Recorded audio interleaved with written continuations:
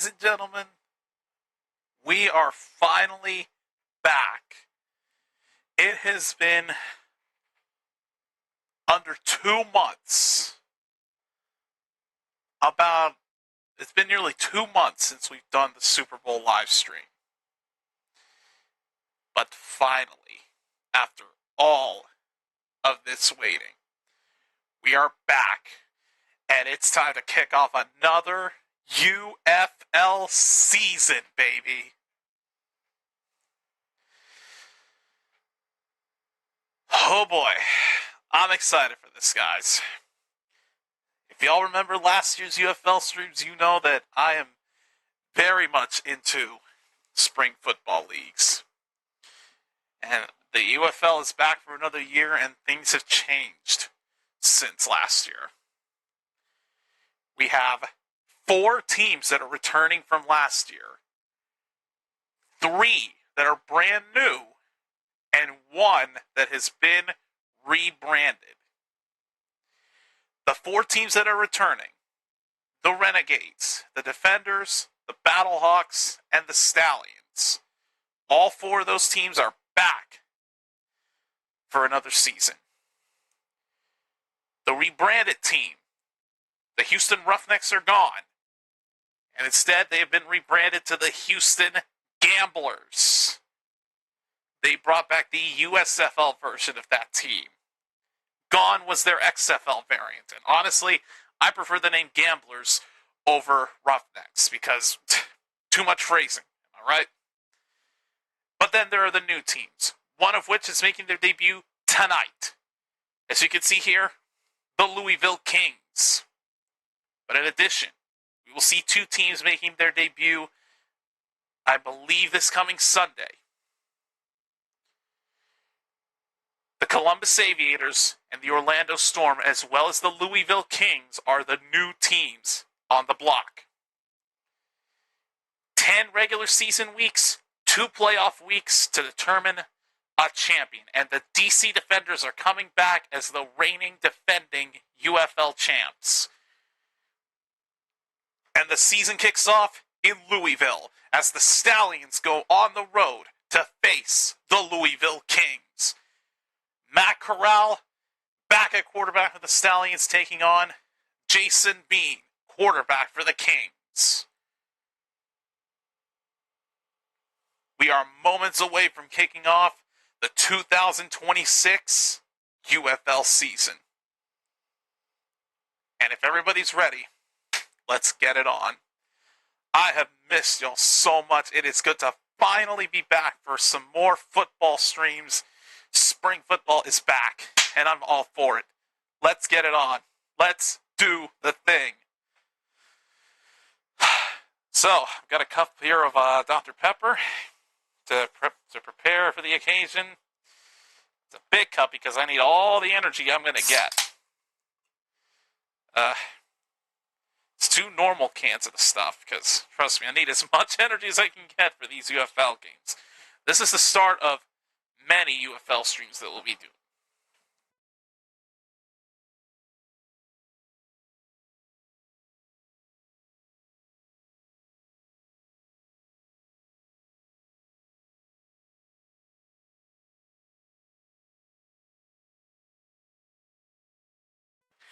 Okay, so with that being said, let's do this.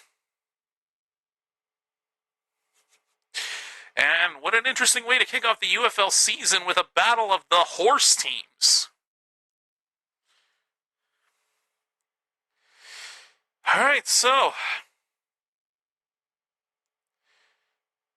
there is just one thing I'm going to have to do here. And this might cause the encoding to get overloaded here, but bear with me. Oh, it is severely overloading. What the heck?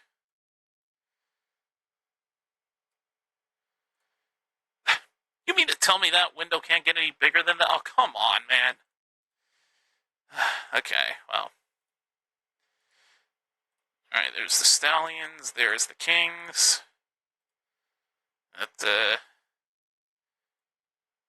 Oh, shoot. I need rosters. Where the frick are the rosters? There we go.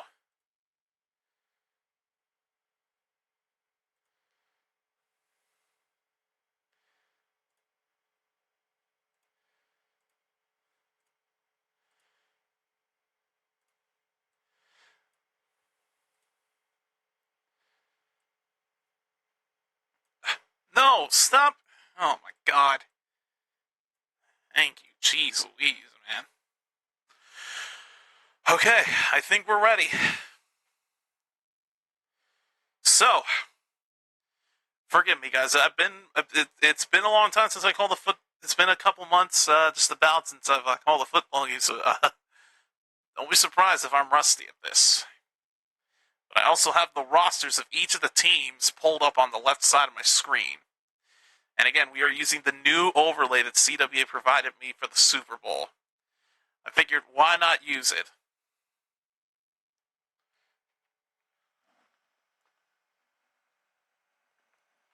Also, yeah, it's the cheerleader stuff from AT&T Stadium that I've got the Dr. Pepper in, but dang it, I need energy. And a lot of it.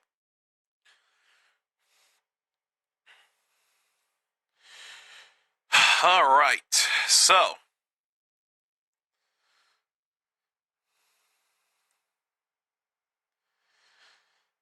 A.J. McCarron is the head coach of the Stallions.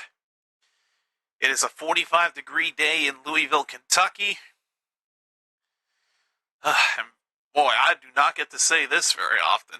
Because how often do we see a team in Louisville? So, the Kings are going to start with the football first.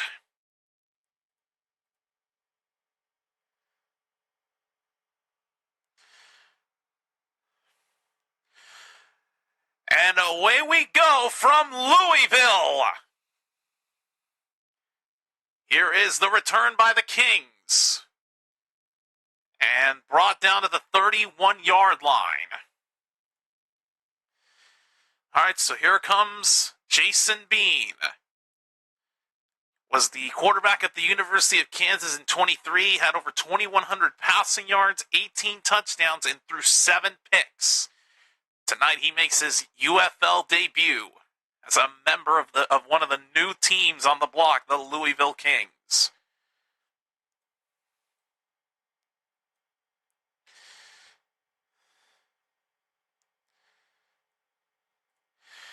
All right, so the Kings will start off from their own 32-yard line. They will start with a handoff up the middle that doesn't get much.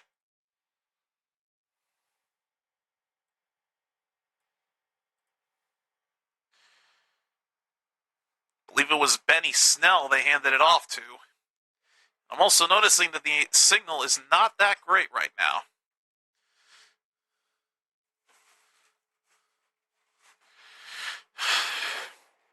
And turned out it was only a gain of 1. Second down and 9. Bean fakes the handoff, keeps it himself.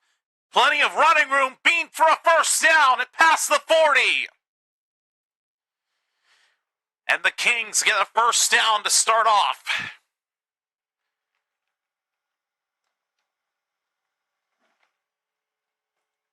Faked the handoff, had a big running lane to the left. Had a key blocker out in front, and the quarterback, Jason Bean, picks up the first down.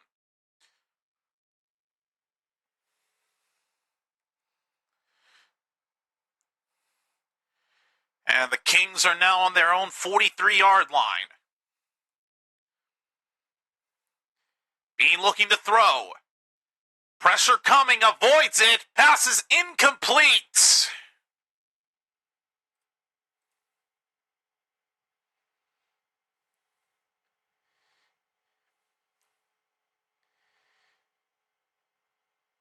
He tried to throw to Benny Snell, the running back, and it was just out of his reach. Brings up second down.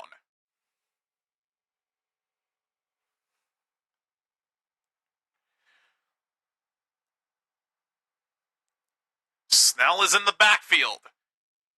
Second and 10 for the Kings. Snell gets the handoff and can only get to the 45-yard line, but not much picked up. It'll be 3rd down and 8.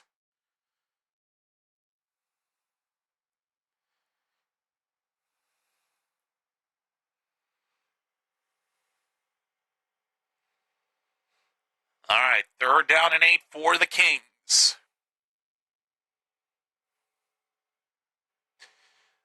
Snark, I would appreciate that if you can get on, man. All right, 3rd down and 8 for the Kings from the 45.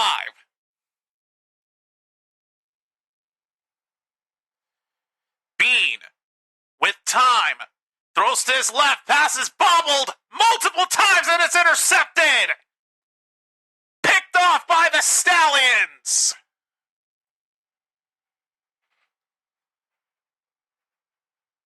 After multiple deflections, the pass gets intercepted by Birmingham. And they get a turnover on the opening drive of the UFL season. Off his hands, off his helmet, off his hands again, off his helmet again, and into the hands of Johnson for the Stallions. He just had no hands, no opportunity to take the football.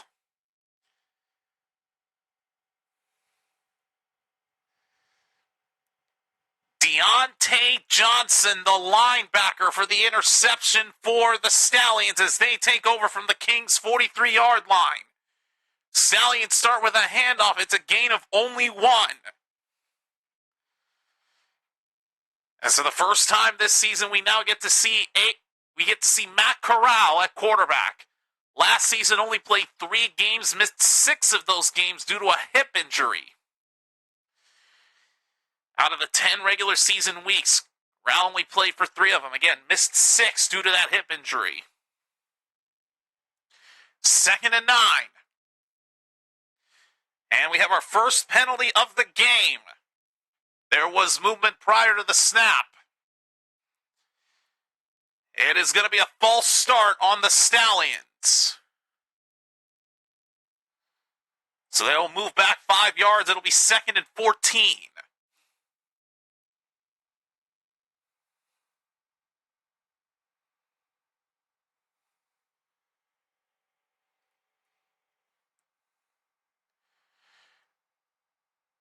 From the 47, Corral to his right. Pass is caught for the first down. And making the catch is going to be Mickens. Jaden Mickens moving the chains for Birmingham. First down, Stallions. First TV timeout, I'll go ahead and bring you in, Snark, because I do want to focus on this, at least this particular drive. Just bear with me a little bit longer, dude.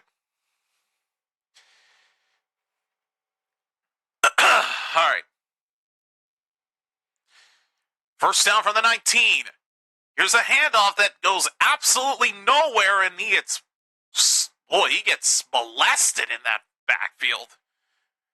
Good Lord, so many Kings players brought him down that he had no chance to pick up anything. That is Anthony McFarland Jr. on the carry for no gain. He actually lost the yard. So that'll bring up 2nd and 11.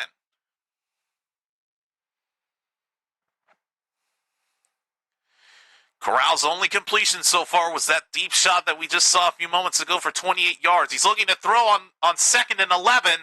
Pass is going to be caught. Breaking tackles. Trying to pick up the first down. And I think he's going to be just short.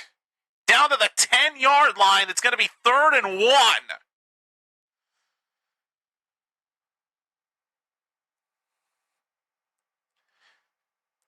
Making the catch was John Ross. Put up a 4.22 in the 40-yard dash in the 2017 NFL Combine. 2nd fastest in Combine history. 0.01 behind Xavier Worthy that same year. 3rd and 1 from the 10. They'll hand off. It's a first down for the Stallions down to the 5. Snoop Connor with the carry. It's 1st and goal for the Stallions.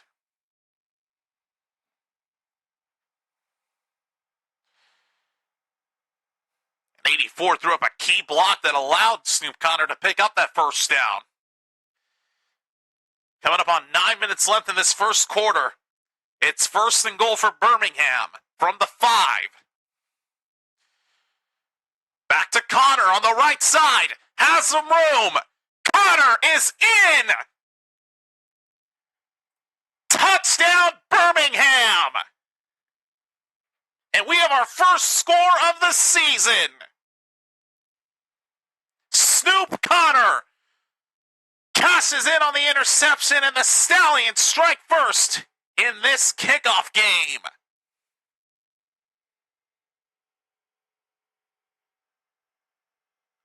Well, he dove for it too, despite taking a hit as he dove. But Snoop Connor responsible for our first score of not only this game, but of our first score of the year.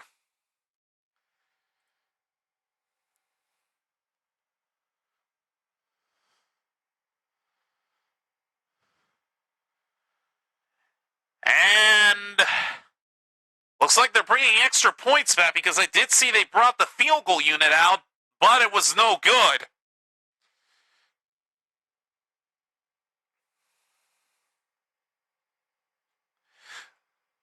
Jonathan Garibay misses the extra point, and the Stallions only take a 6-0 lead. As that kick sailed wide to the left. I don't know. That's just weird, the fact that they brought back extra points.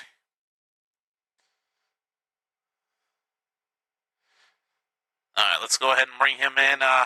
Good buddy Snark is able to join me tonight, so let's see if we can get him on here tonight. Well, I look like a mess. Yes, I mentioned the new rule changes. They did bring back kicks for 1 point. It's now 1 point for a kick. But you can still go for 2 or 3, huh? Yeah, I think it's like 2 if 2 points did go from the 2-yard line, like a typical conversion. Maybe the 5, I'm not sure. And then it's 3 from, I think, the 8-yard line. Not a fan of that new style. I mean, I wish they kept it in the same yardage. No, I actually like the old way they did it. Yeah, same here. 1 from the 2, 2 from the 5, or 3 from the 10. That was easier to remember. All right, what now? Yeah, bear with me 1 second. I'm like getting bombarded with messages. No worries, man. Just like I said before, I've got the rosters like pulled up on the left side of my screen, so I'm trying to figure out who's who when plays happen. Because I wish I was as familiar with this league as I am with the NFL, but sadly I'm not. Right. Yeah, there you have it, folks. They brought back kicks for PATs, which, as we just saw there, are probably not the good thing. Considering it was missed. All right, well, now the Kings will have the football back here in a moment. They're going to try to atone for their previous mistake of an interception off of a bobble. I saw the interception. It was like 4 bobbles until he caught it. Oh yeah, and folks, I know I had said earlier that the Houston Gamblers were rebranded. I take that back. The Renegades also got rebranded because they moved over to Dallas because they were in Arlington last year. So that was my mistake. I forgot about that. Yeah, keep in mind they originally were the Dallas Renegades during the 2020 season. Yeah, I know. Then they moved over to Arlington, but then now they moved back to Dallas, which honestly I think that's easier for me to keep track of. Because not only was that game canceled that day, but that's when work got closed and I was officially furloughed. All right, here's the kickoff to the Kings.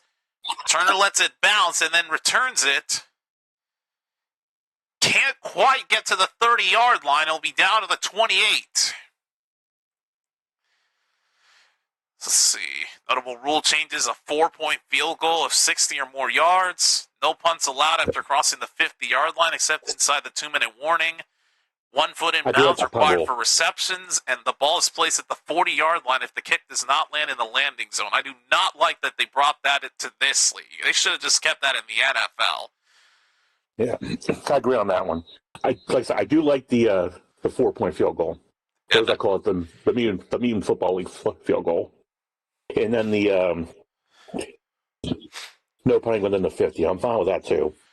first down for the Kings. Bean throws to a wide open receiver for an easy first down. And he's brought down at the 44-yard line. That is the tight end, Zach Davidson, who had bobbled that earlier pass that resulted in that interception. I believe it was 4 bobbles, 2 off his hands, 2 off his helmet before that interception was picked up. But Davidson, starting his redemption off strong, puts the Kings at their own 44-yard line. Handoff up the middle, down to the 48.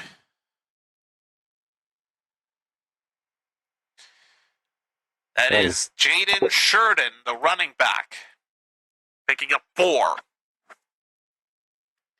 Brings up a 2nd and 6.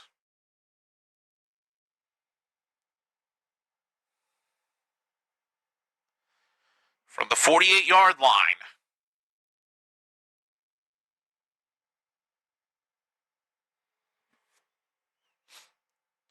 Bean. Over the middle. Pass is going to be caught for the first down. And they are in Stallions territory.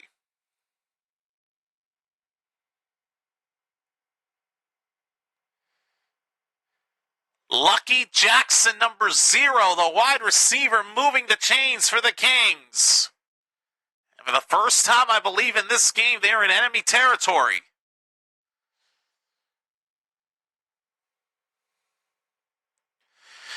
All right, so it's first down for the Kings. 6:55 left in this first quarter. You know what I said? Louisville's uniforms remind me a lot of Oregon. They do, in a way. Well, based on the light, I mean, it's still green. I can see that, but from some of the lighting here, it almost looks like San Antonio. First down from the 45. Bean will throw again to Jackson, and he will pick up another solid gain of 9 as he's down to the 36-yard line. Lucky Jackson with 2 straight catches for respectable yardage. Brings up a 2nd and 1 for Louisville.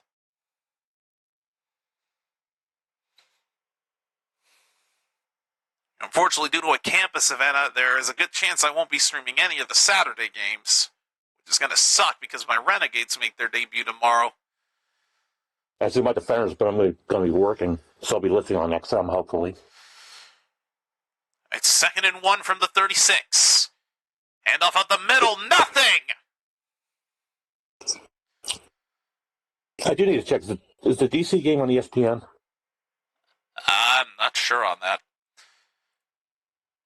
But Sheridan goes absolutely nowhere on the handoff. It's going to be 3rd down and 1 take a look. For the Kings. All right, I'm going to take a look. Ugh. Yeah, but I haven't multitasking like this in a long time. 3rd down and 1. Sheridan gets another handoff, and I believe he got enough forward progress to pick it up.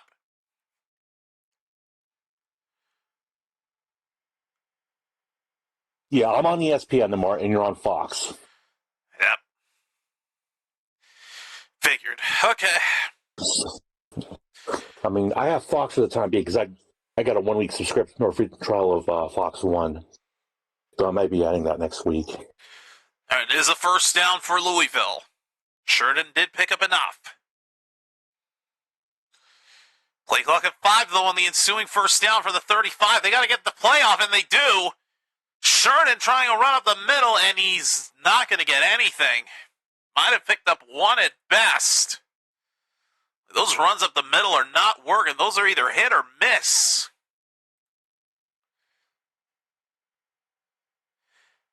Isaiah Green-May on the tackle for the Stallions. And it was no gain on the last play. It's 2nd and 10. 8th play of the drive. Currently over 4.5 minutes long and counting. 2nd down from the 35. Bean Bean on the keeper. Cannot get past the one man. And he only picks up 2 yards. It's Green May again who they could not get past. All Bean had to do was get past Green May, and he could have taken off for more yardage, but instead he only gets what looked to be 2 to 3 yards. And that's going to set them up for a 3rd and mid here. It'll be, well, actually, no. Bean only picked up 1 yard. It's going to be 3rd and 9. Bean with pressure, throws to his left. Jumping for it, did he make the catch? Yes, he did. Lucky Jackson with the catch. 1st down, Kings. Let's see the replay to make sure. You only need 1 foot in bounds, and there it is. 1 foot is in. Jackson's catch is good. What an effort by Lucky Jackson. Takes them to the 12-yard line. On 1st down, Bean over the middle. Pass is going to be caught by Jackson. Did he get into the end zone? He did. Touchdown, Louisville. Lucky Jackson responds for the Kings. Again, and this game is tied. Neither of his knees touched the ground, and he broke the plane. That's a touchdown.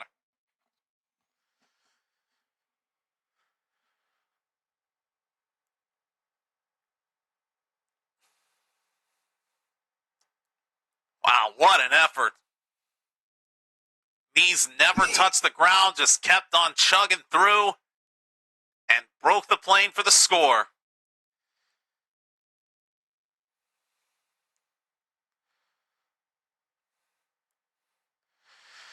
All right, I'm just going to call this the extra point just because it's easier. They apparently brought this here, but all right, here is the extra point for the Kings. And right down the middle, it is good. And we've got that curse number on the scoreboard. Dadgummit.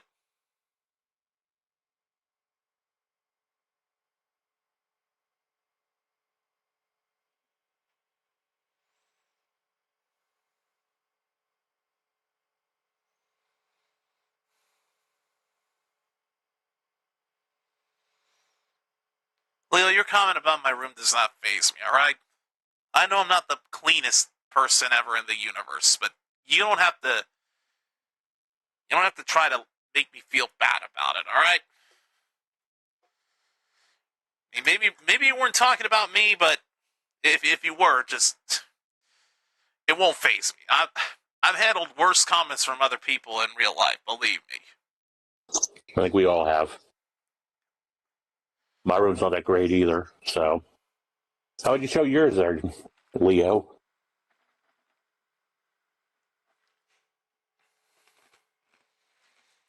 All right. God damn, I'm getting bombarded with messages. Oh, good.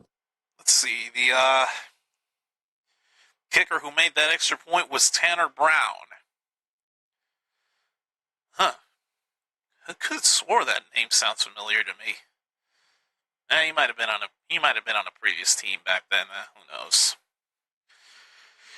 Well, anyways, if you can probably guess, probably not going to be on tonight for the RE stream, which may be a good thing. Yeah, I'll try to pop in, but I don't think you know who's going to show up. I mean, they haven't shown up on the last stream, so No. Don't bank on it. Yes, we have a new name for them. For her? You know who. Yep. We refer to her as Redacted. Nice. In the game show server I'm in, a former member we call Redacted because he was a dick to one of the people that was hosting one of the games, because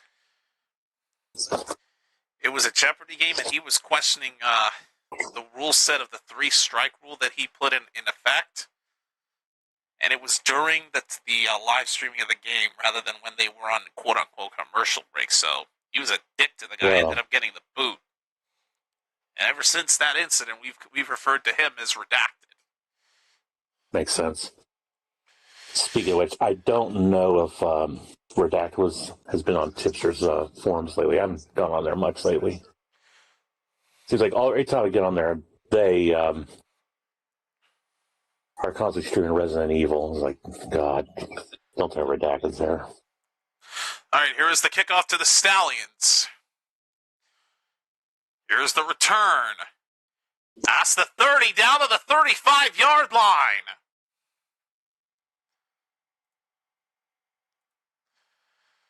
All right, so A.J. McCarron, the current head coach for the Stallions, I believe he was a quarterback on the UFL before. Yeah, he was with St. Louis. There it is. 23 and 24, he was quarterback for the Battlehawks, but now he's coaching the Stallions. It kind of makes sense when you think about it. Someone with UFL experience coaching a UFL team, it's just perfect. Will that help the Stallions win the championship, though? Who knows? Here's Corral on first down. What a catch! Their number 0 now making a play. John Ross with a first down for the Stallions.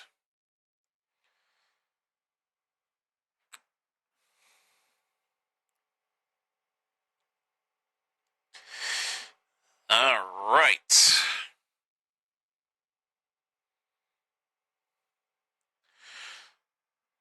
That catch takes the Stallions to their own 49-yard line. Here's a handoff. A gain of 5 down to the Kings' 46-yard line.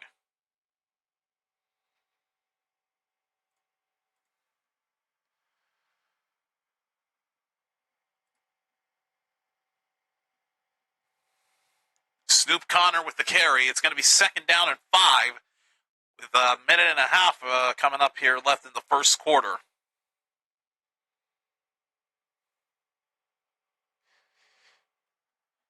Here's Corral, handoff.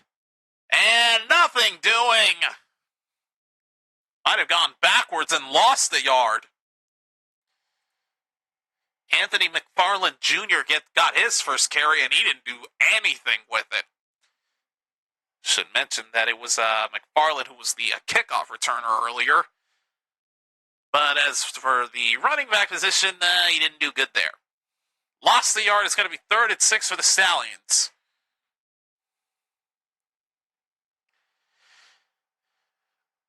Backed up to the 48.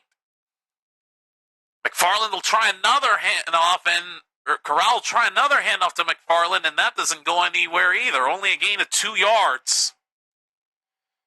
And it'll bring up a 4th down and 4. And the offense looks like they're staying on the field. They may consider going for this, but they may try to get the Kings to jump off sides because we are down to the final 30 seconds. Yeah, they have to stay on the field. They're within the 50. Oh, wait, yeah, you're right. They can't punt. Oh, my God. See, I'm so used to the NFL, I forgot they have to go for it. Corral is right. Pass is caught. Oh, my God, he made a spin move and picked up another first down. Good Lord. Oh, damn, man. Yeah, I got to get used to these new rules, man. Jabre Barber with the catch and the spin move to avoid a tackler to easily pick up the first down.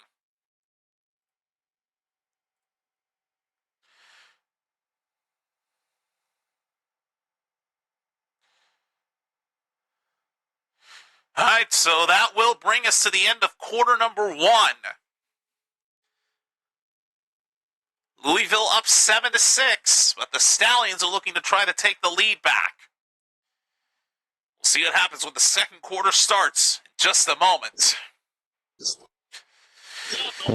Good game so far, man. Absolutely. We've seen touchdowns be exchanged. good offensive battle. It's not defensive dominance yet.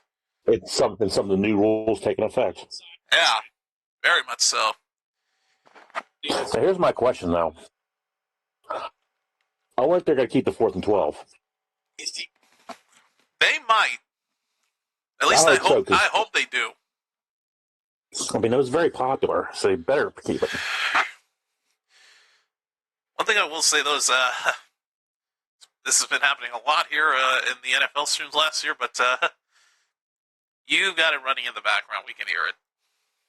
Oh, yeah, I was about ready to ask. Yeah, it's faint, but it can be heard.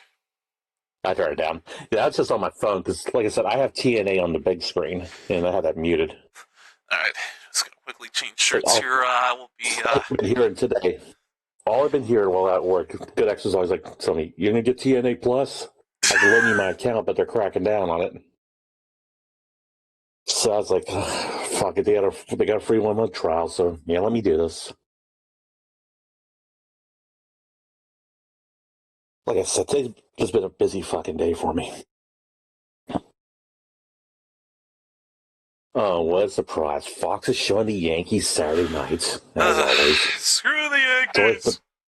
It's always the Braves, Dodgers, and Yankees.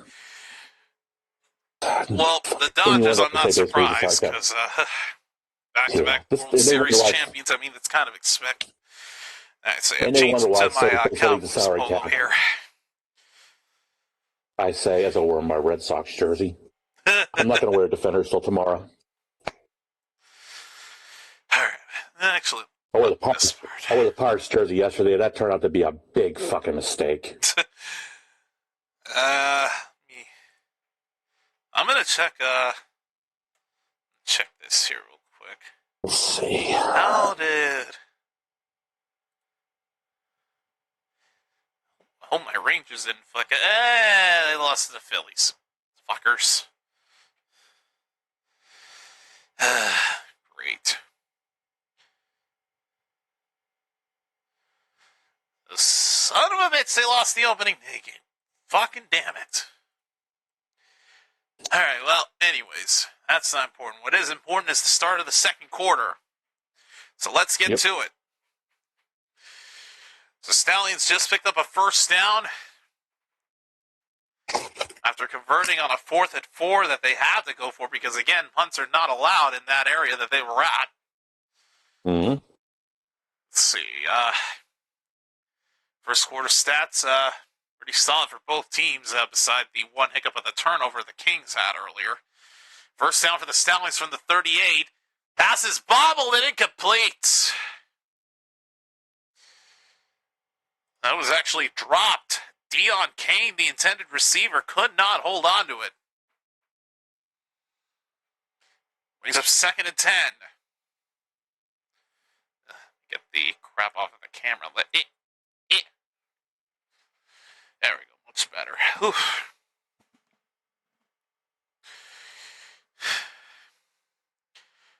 All right, 2nd down from the 38. Corral to his right, wide open. Trying to stiff arm a tackler, and then he gets ruled out of bounds for a gain of 8. Jordan Thomas, the tight end, sets them up for a 3rd and 4.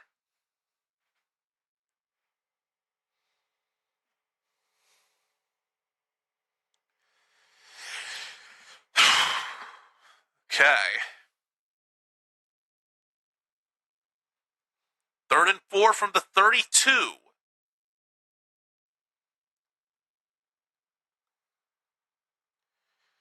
Corral throws to his left, broken up! Just managing to get a hand on it. Oh, man, what a play by that defense of the Kings. Good Lord. Cameron Dantzler with the breakup of his life. Just bats it at the best possible moment and breaks it up. That's incomplete. It's going to be 4th down. And now they're going to go for a field goal.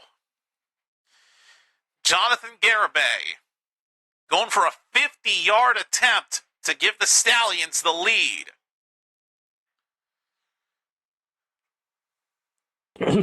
Good snap, good hold, but the kick is blocked. Shit, man. It is no good. And everything going right for the Kings on defense. Breaking up a pass on a 3rd and short, and then blocking a field goal to end their drive with no points. Well, speaking of which, I noticed something else on here. I don't know if it's just because it's on Fox, but do you see something missing? On their overlay? Yeah. They don't have the spread listed or the over under. Oh my god, that kick's terrible. Yeah, you're right. They don't have the over-under for the game right now. Yeah. Like I said, to be fair, I didn't watch many games on Fox last year. I just watched ones on ESPN. All I'm going to say is thank God they brought back the old overlay for this year.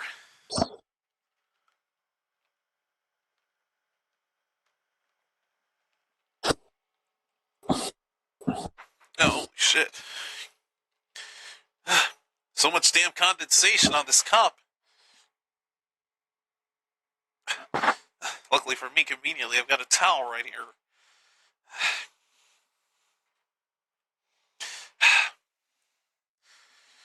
But wow. Stallions had momentum, but then not only did it get halted, but they couldn't even get a field goal out of it. Like, I'll be honest with you. I'd like to see Louisville win tonight. Yeah, just let the new team Especially when you consider that Birmingham, until last year, pretty much dominated the USFL and UFL. Wow, Leo, that's a low blow, man. Not only making a comment about the room, but also the headset I'm wearing. For the love of God, it's Razer, and you want to call that a bad microphone? Like, seriously? You have nothing better to do than to criticize what I'm using as my setup? My God, dude. I love it. I mean, hell, I use a Turtle Beach headset for my PS5, but still, I'm not going to criticize anyone for what they use. Yeah, like, good God, don't you have anything better to do with your life than to brag on me about it? Just enjoy the live stream and don't focus on the tiny little details of something like, I mean, granted, if you don't like it, you are free to express yourself, but man. I mean, this headset I'm on right now is a crappy Xbox wireless headset. Like, look, it's Razer, for the love of God. And you mean to tell me that brand is awful? Like, my God. Yes, the mic isn't the best, but it's cheap, but it's good quality at the same time.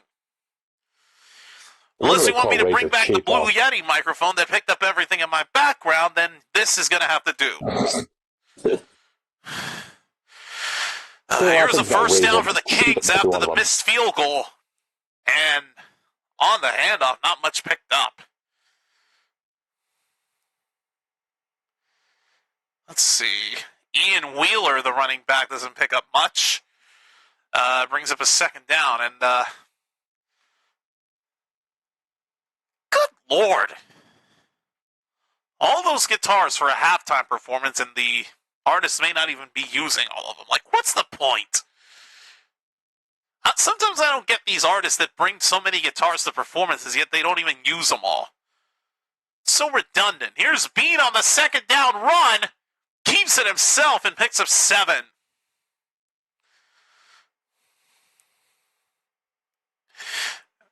I also was about to say, Leo, you keep up these criticizing comments, and you're gonna get timed out, because I'm not afraid. Neither myself nor my buddy are afraid to time you out. You want to keep adding fuel to the fire?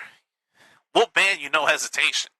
This is a zero-tolerance channel here. We're not in the mood for any negative criticisms or commentary like the ones you're providing.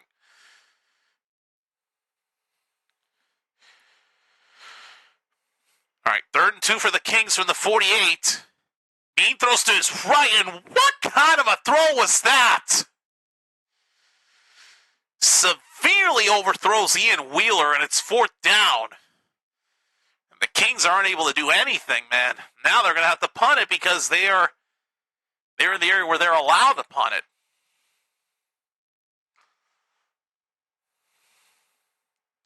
So the Kings, despite stopping the Stallions from getting any points, cannot cash in.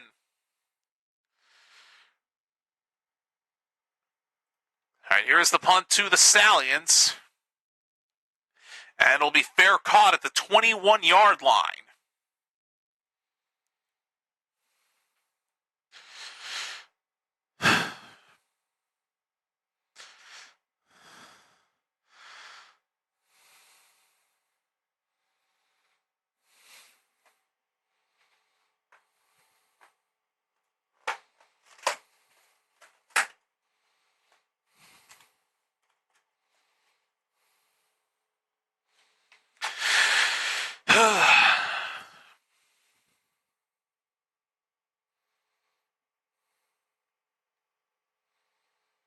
And we'll say we are officially at or we are currently at 348 subscribers, which is still amazing. But the amount of live streams on the channel are the exact same number as the number of subs we have. Figured I'd share that. Might have more videos than subscribers by the time the stream is over, but who knows?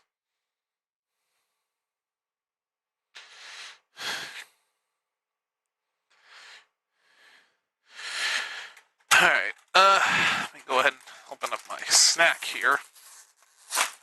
Of course, I'm going to mute it while I'm eating these because I've learned that one of the best rules of streaming is don't eat with your mic unmuted.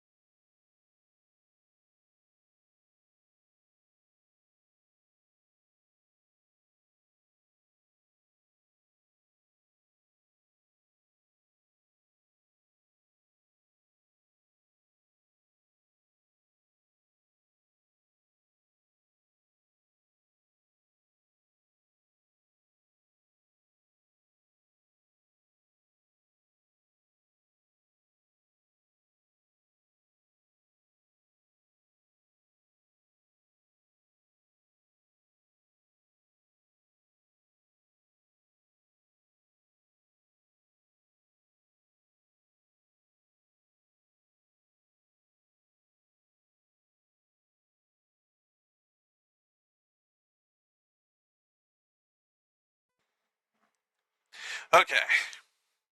Enough snacking for now. Yeah, don't worry, you're not the only one who's eating too. All right, so Stallions take over from their own 21-yard line. Corral fakes the handoff. Throws to his left. Bobbled but caught, but only for a gain of 2 yards. Tyler Davis, like Zach Davidson earlier in the game, bobbled it a couple times, but he was actually able to catch it, albeit only for a gain of 2.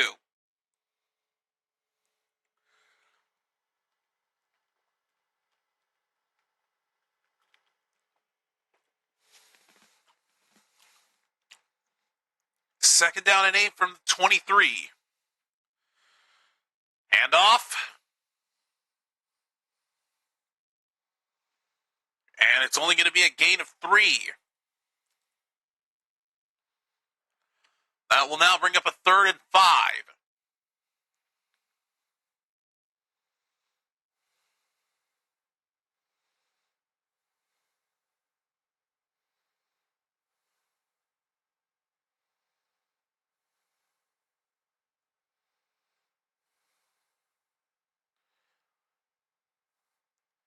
From the 26. 3rd and 5. Corral throws. It's going to be caught for the first down.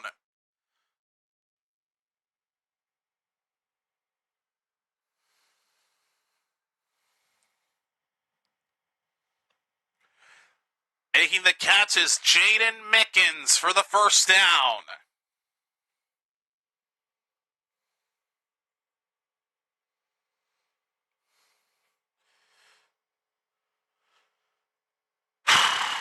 All right.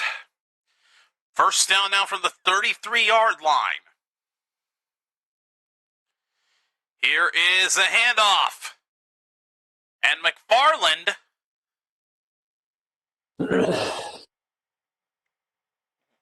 will pick up a gain of about 5.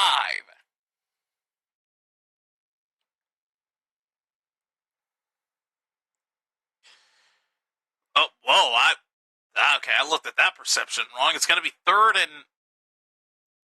it's going to be, what am I saying? It was a gain of 8. It's 2nd and 2. My mind's all over the place tonight. Handoff for another first down for the Stallions.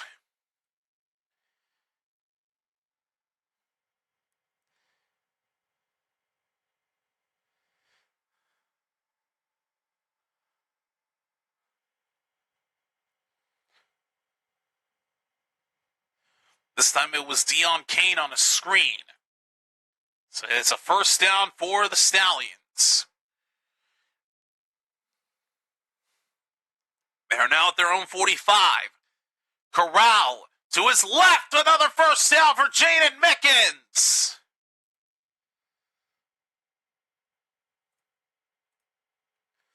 Move those chains for the Stallions.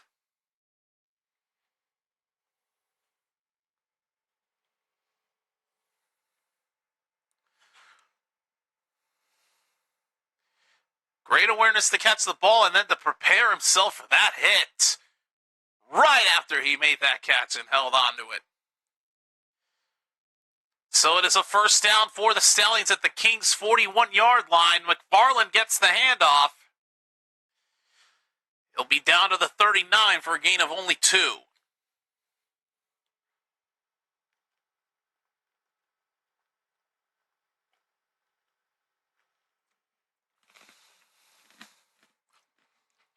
Oh, there's a drone shot. You'll love to see those. And I'm not being sarcastic when I say that. All right, 2nd and 8 from the 39.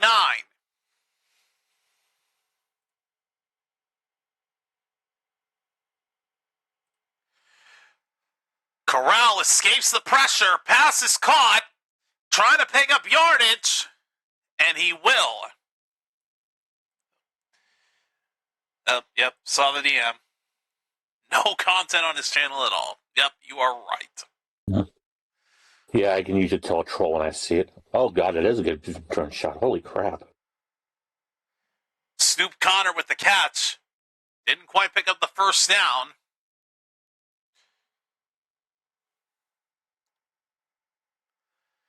It is now going to be 3rd down and 3 for Birmingham with under 6.5 left to go in this second quarter.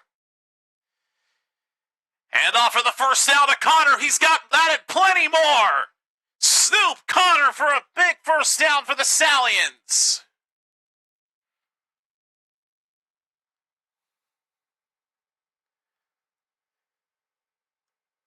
I believe he took it all the way to the 25. Or was it the 20? I won't know for a few more seconds.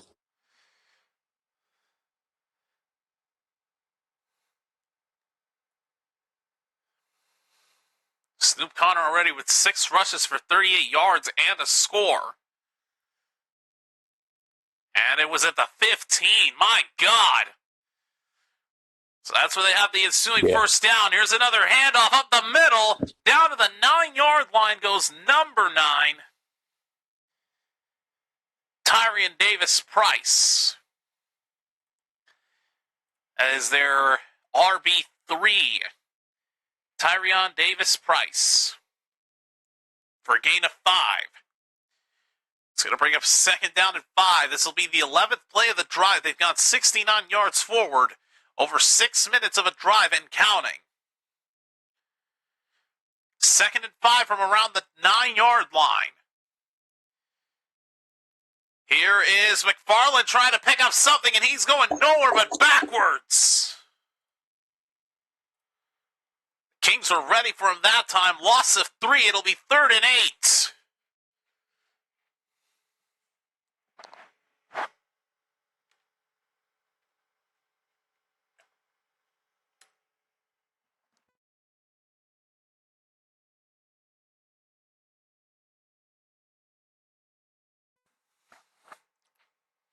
All right, coming up on 4.5 minutes left in this second quarter.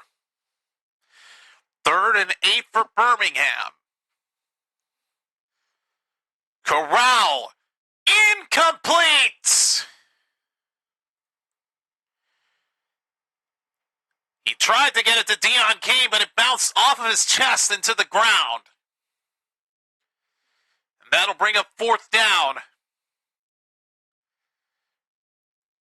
And here comes Garibay for the field goal. Looking to try to make up from what he did earlier with that horrible field goal attempt. Hasn't made a single kick all game. Missed his extra point attempt and his 50-yard field goal from earlier. This is a 31-yard attempt. And this time he makes it. It's good. Stallions take the lead, 9-7. Garibay finally makes his first kick of the night. Missed an extra point, missed from 50. Well, it actually didn't miss. He got it blocked on a terrible attempt. From 31, it's not a problem as he makes it. Yeah, maybe redeemed himself. I wouldn't go there yet. He's missed 2 kicks. He's got to make, I think, at least 2 more to really prove himself as you redeemed. Get the sarcasm, did you? I didn't detect it. They've been getting better at hiding it. Smart ass. That'd be like if O'Neal Cruz had a home run yesterday after what he did. Fucking loser. Oh boy. Let 2 very easy fucking fly balls drop at his feet just because he won't wear sunglasses.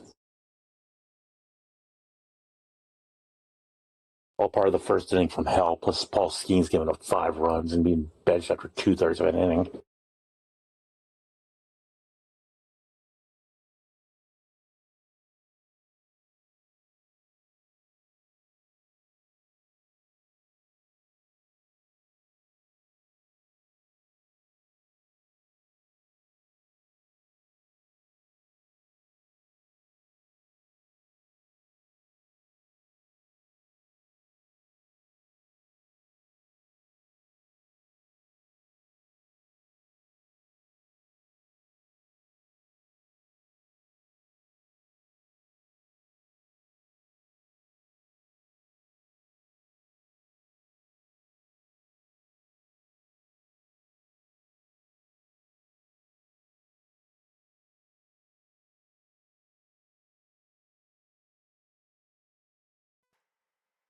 Okay, now correct me if I'm wrong, but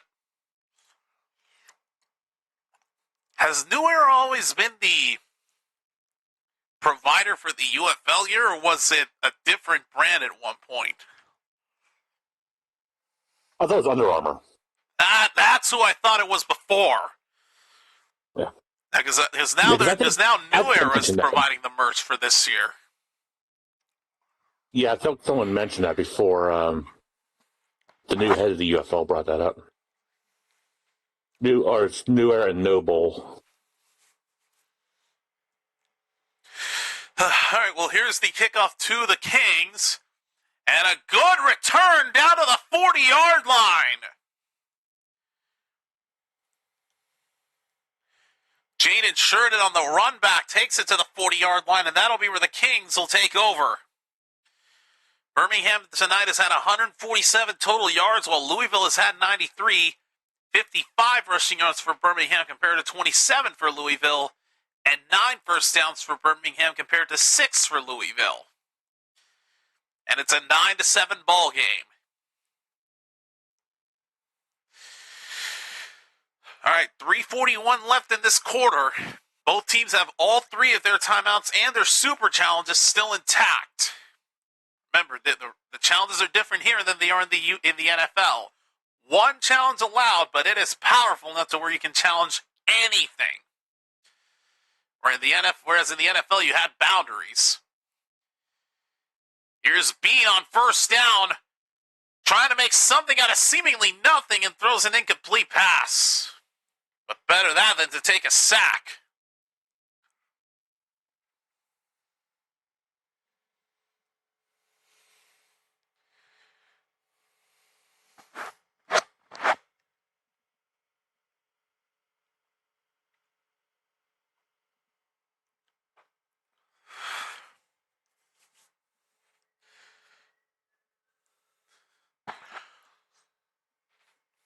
All right, clock winding down again. 2nd down and 10.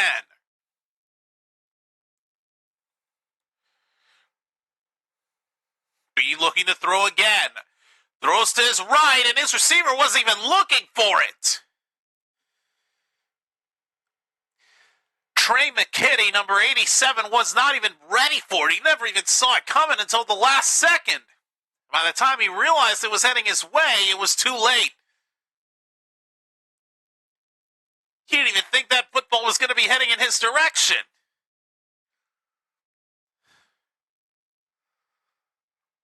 And there was miscommunication on the Kings' part, and it's all of a sudden 3rd down and 10.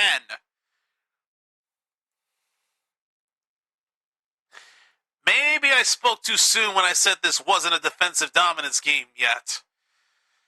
Here's Bean on 3rd down, wide open and making the catch. Oh, good. 1st down for the Kings. Caden Prather with the catch. Well, just managed to make the catch. I said he was wide open, but he really wasn't. Caught it just before he took a shot. Here's Bean on the ensuing 1st down. And both the intended receiver and the defender covering him fall down.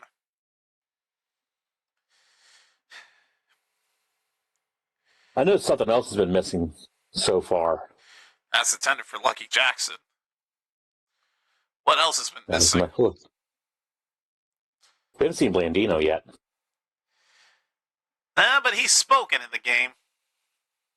Oh, okay. Well, I can't tell because I have it muted, obviously. All right, but that is going to take us officially now to the 2-minute warning. So 2 minutes remaining in this first half, folks. And the Kings could be going on a 2-minute drill in just a moment. Back to stacking again.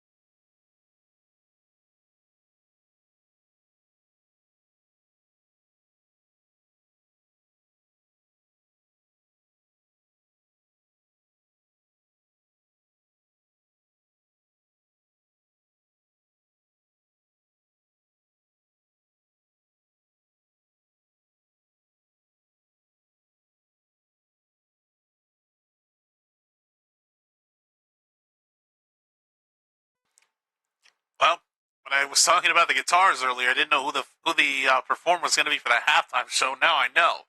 Russell Dickerson. Whoever he is. I was about ready to say who. I can't see it because they're showing that of Coach Prime again. All right, here we go. Second down for the Kings following the 2-minute warning from the 42. Bean going deep for this. And caught it, then dropped. God damn it. He had it, and then he lost it. Boy, Tariq Black had a great opportunity to catch that in what was seemingly double coverage, but just could not hold on. Oh, God, please let this be real. I just checked the score of the Duke game, and they're down by 2 with 4 minutes left. Please let them lose. 3rd and 10, Yeah. hesitation on the handoff. But it is not going to be enough.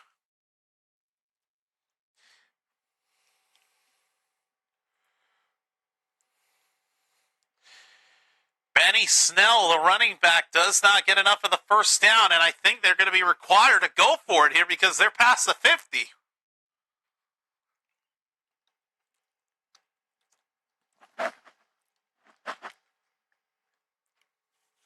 Yeah, they can't punt this. They got to go for it. 4th and 4. Bean looking to his left. He's going to throw that way. It's caught. Another first down for the Kings.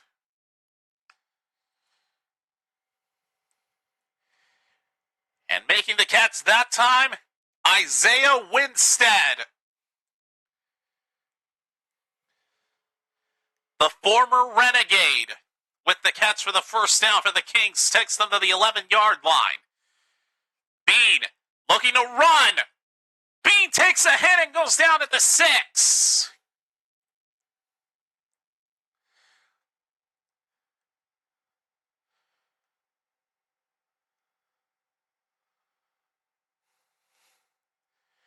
And I believe a timeout may have been taken.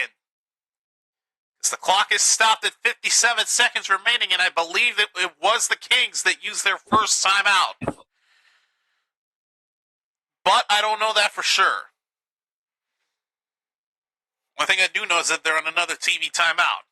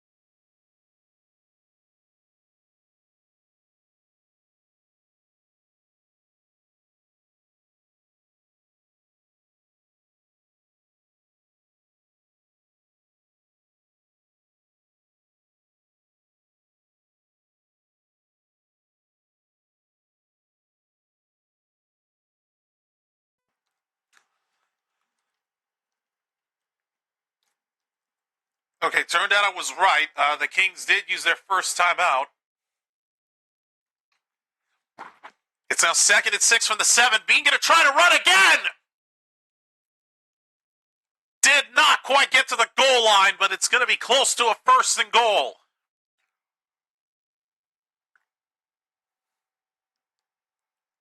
Let's see. This is close.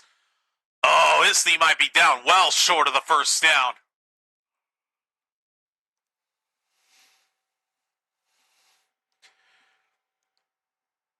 I think it's going to be 3rd down.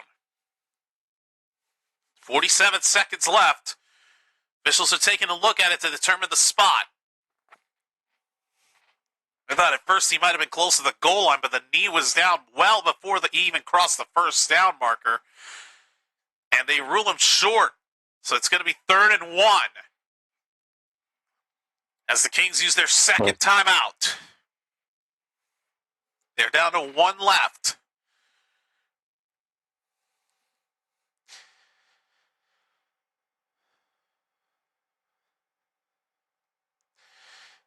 Here we go, 3rd and 1 from the 1.5-yard line. They will give it on the handoff. There is a fumble, but the question is, did they break the play beforehand?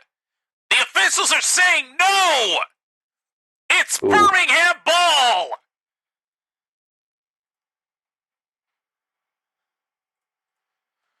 Let's see. All right, this brings up a question. Can they use their super challenge within 2 minutes? Or is that for the booth? I don't know for sure. And that ball is clearly out. Did not break the play before he fumbled it. This is Birmingham ball. Ow, yeah, that hurts. They were that close to taking the lead, but they fumbled it at the end, and the Stallions recover and take over. All that for nothing. Also, why the hell is my camera that far up? Good Lord. Fix that shit. Jesus.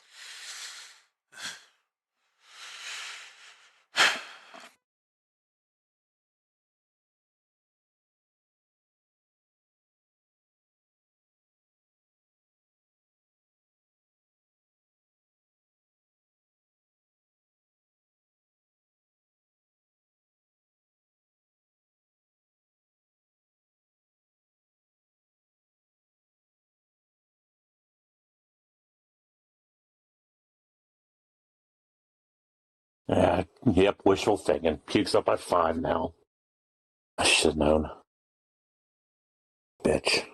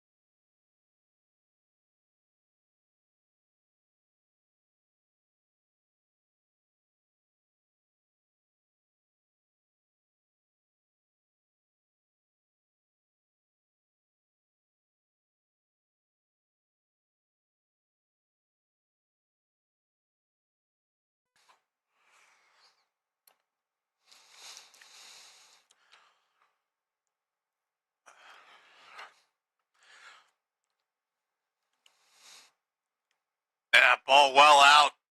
So in multiple angles of that replay again. There's no doubt about it. It is Birmingham ball. As the defense gets their 2nd turnover of the night on the Kings.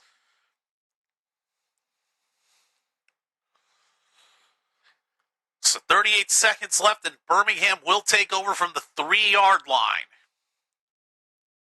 I feel they're going to say, fuck it, I quit for now. Who gets the ball next half?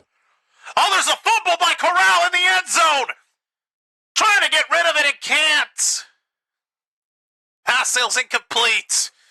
Oh boy, that was near disastrous.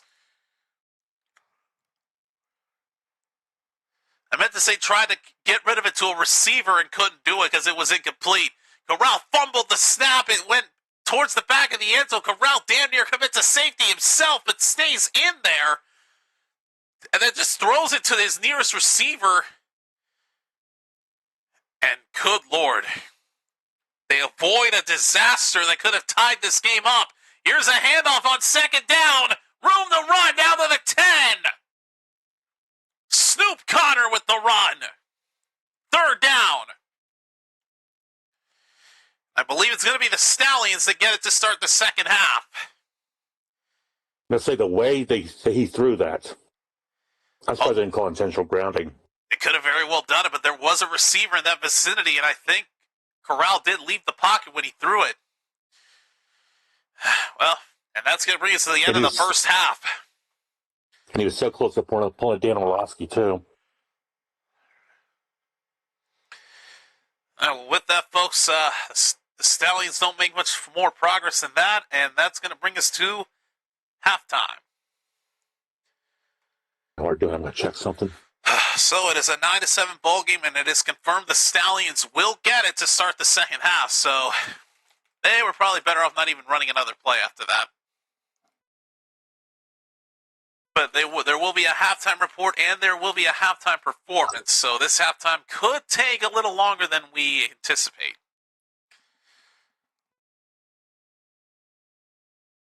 That's good. It's going to be a chance to check something.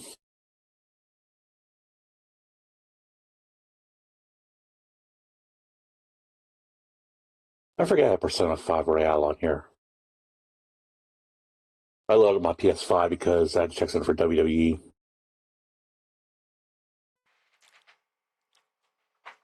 I mean, I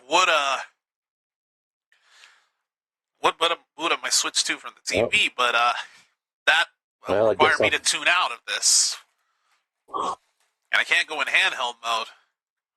Or I just don't want to go to handheld mode.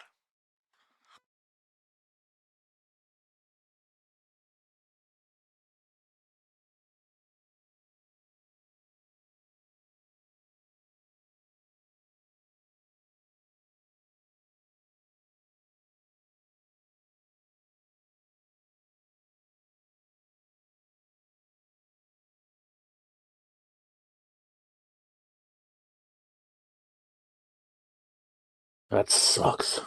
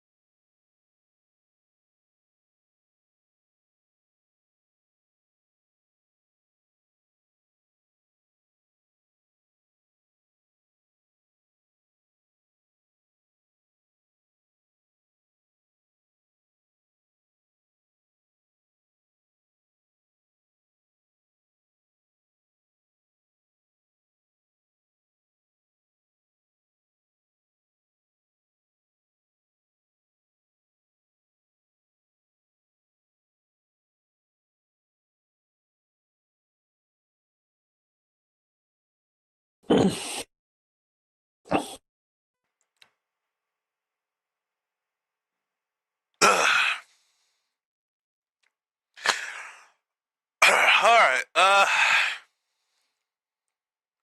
see. 75 views on this stream so far, not too shabby. Thank you everybody for tuning in.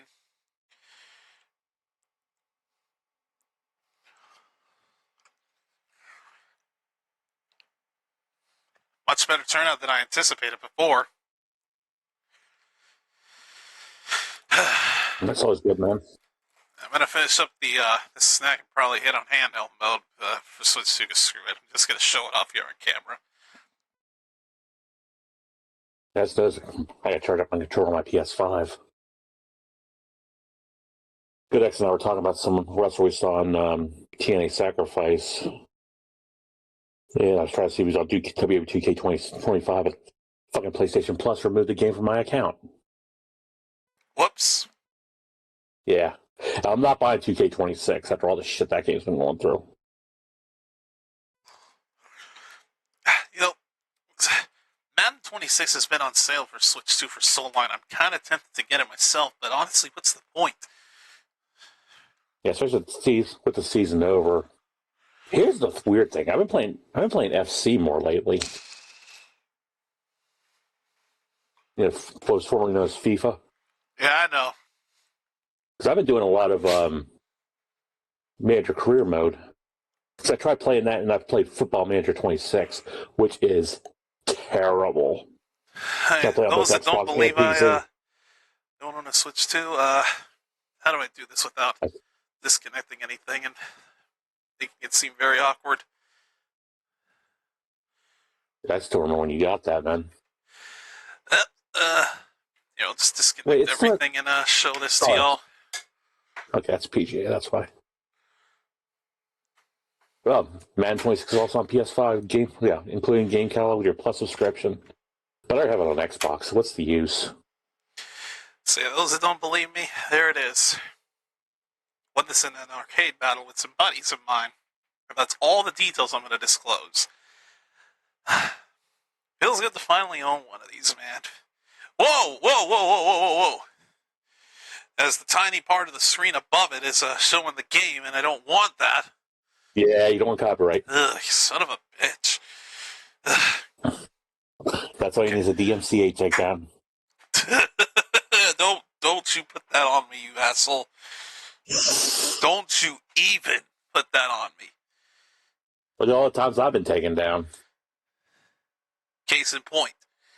I gotta figure out. Okay, AC adapter goes in there. HDMI out goes there. All right, where's my cover now? Then I have my Switch 1 Pro controller plugged in. Oh, God. And really the only difference between the Switch 1 and Switch 2 Pro controller is just the C button, but I've never used it. Yeah. Oh, what the? Why isn't this closing? Come on, you damn dock. I know what I'm going to play while we wait.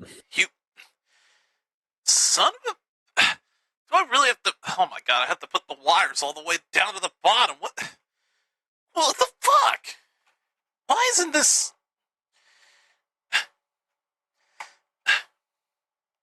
Are you closed now? Good. Lord have mercy, that was... I shouldn't have disconnected all those two wires if I knew how much of a hassle it was going to be. Ugh. Last thing to connect is my fucking Pro controller. There we go. Alright. The hell? Now let me try this new kickstand out. It wasn't even on. Oh man, this looks sick. This looks freaking sick.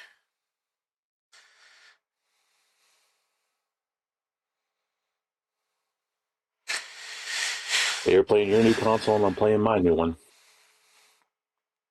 Actually, old, I should say. He's offline? Damn it. So yeah, biggest reason I wanted to jump into Switch 2 was, let's see. There's only 3 Switch 2 games I own. As you can see there, I have Street Fighter 6. I got the Years 1 2 edition. Let's see. You still have more characters than I do. Mario Kart World for obvious reasons.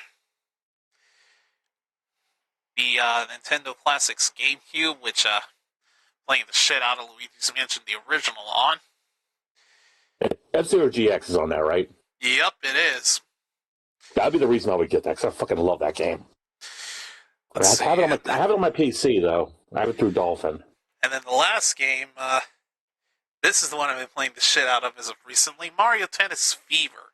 I've unlocked damn near everything. The adventure mode is sick. The tournament mode, while difficult at times, proved to be a worthy challenge. The Trial Towers mode in that game is something else. And the special game modes they have are no joke. I just put it back in the dot just because I don't feel right holding it with my butterfingers. Let's see if I know how to do this. The Switch 1, it wasn't mine, and it was something I could just hold on to my hands freely without risk of damaging it, but just, again, This guy's like a guitar player, by the way.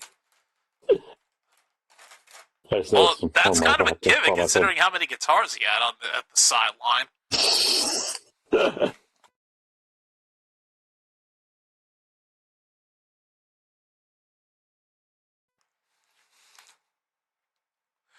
There are makes that there sound are like 3 guitar players right now.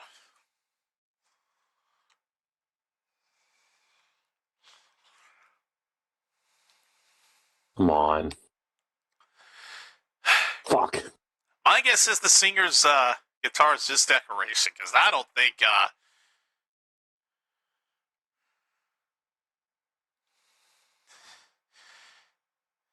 because the other 2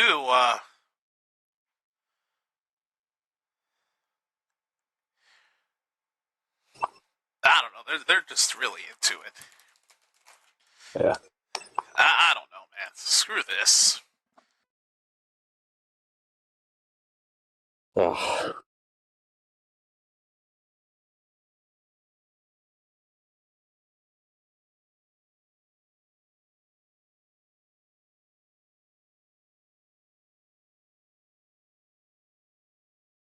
I say sometimes it feels good to play the classics again, especially on a console I originally didn't own as a kid.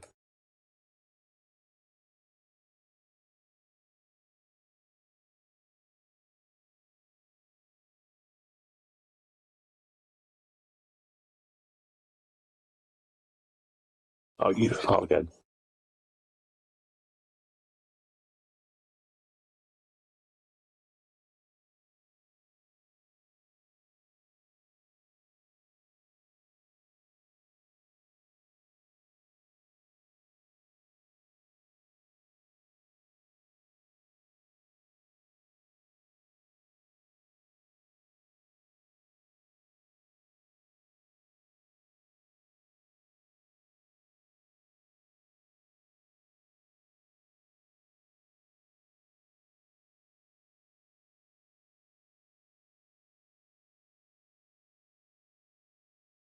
Fuck.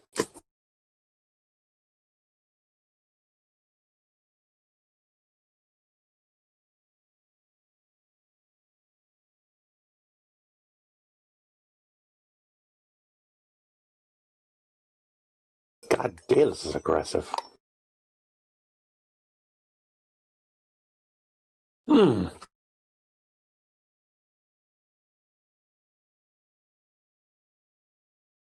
Right, the guy who programmed this is a fucking sadist.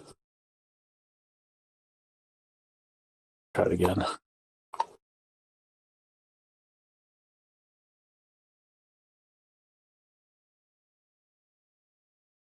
I just realized he's wearing a Dale Earnhardt jacket.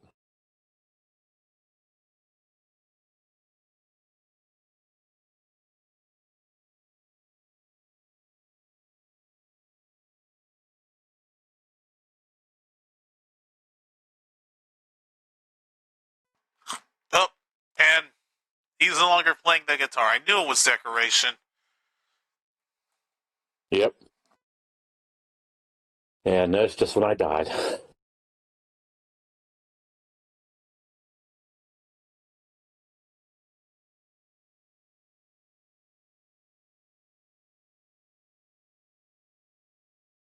God damn it.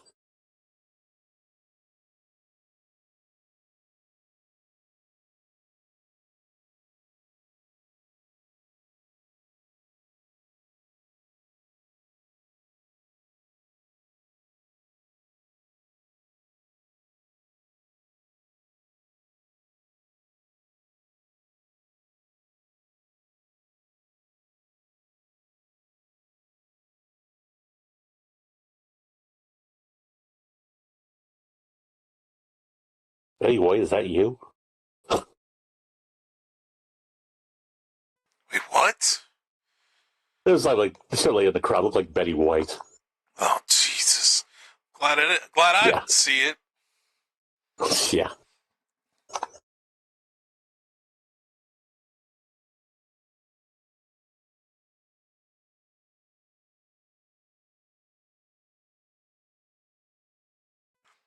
That drummer, though, is all smiles. I mean that in a good way. It's not a bad so thing, in my opinion.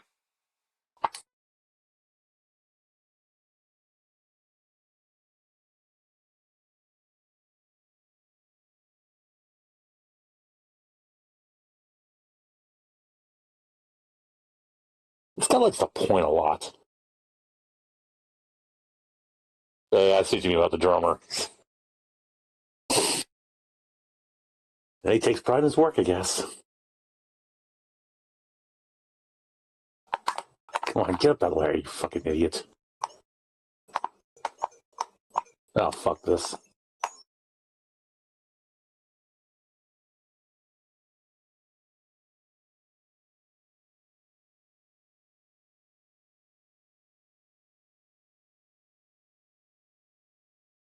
Oh, shit.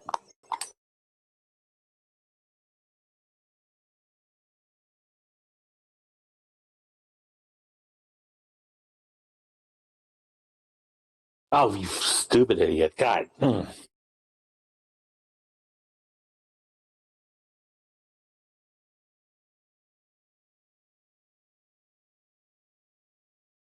going to switch to another game.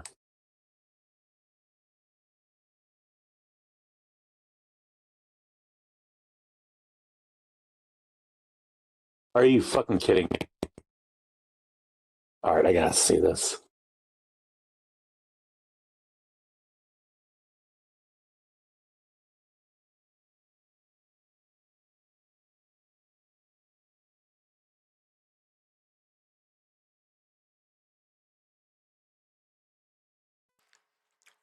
And each of them are with different guitars now. What the fuck?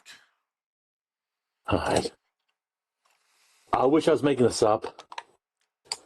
Somebody made an Intellivision port a desert bus.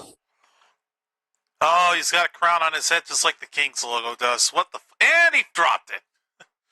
Fell off his fucking head. Can't even hold it on to can't even keep it on his damn head because he's got a cap on.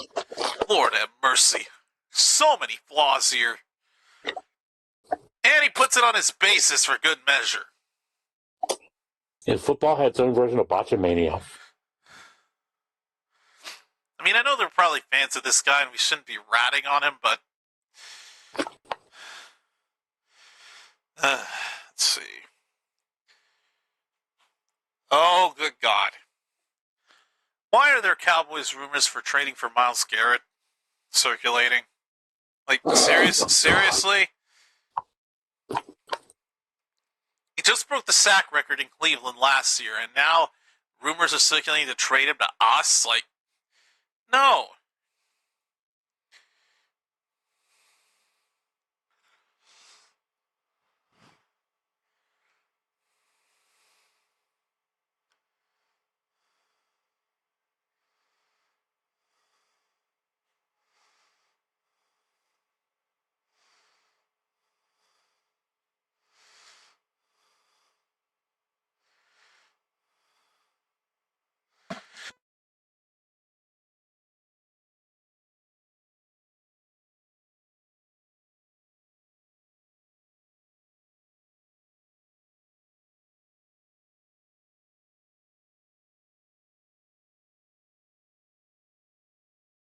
Oh, shit, I don't want that.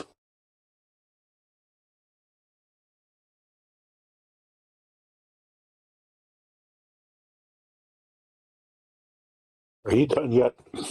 Nope, obviously not.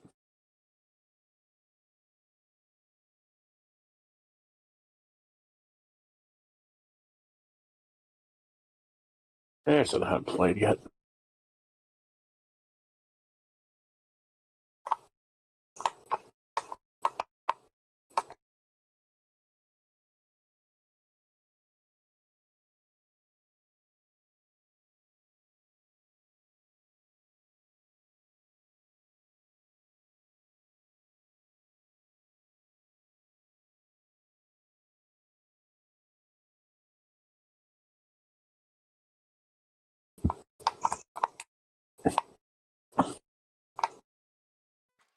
Is he done now? Can we move on? Please. Nope, doesn't look like it.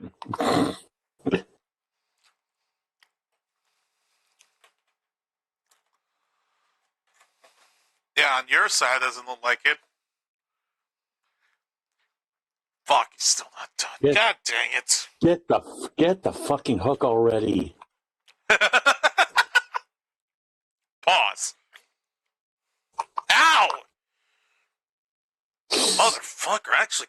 Oh my god, I haven't done this in a while because I didn't let these grow, but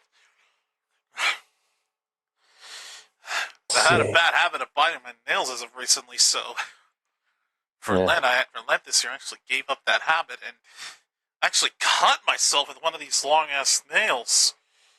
Ow, damn, dude. It was not anything serious, thankfully, because it was on the ring finger here,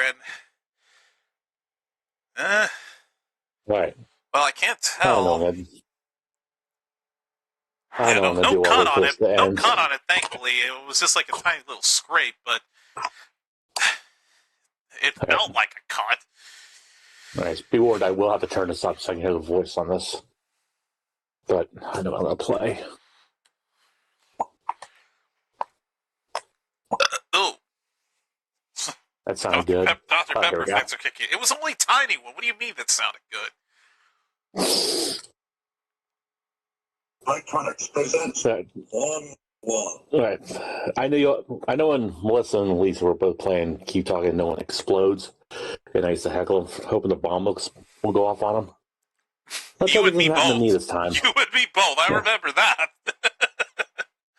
So I'm playing the original Keep Talking, No One Explodes.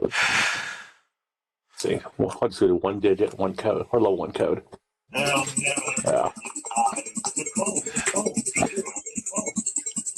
Let's see.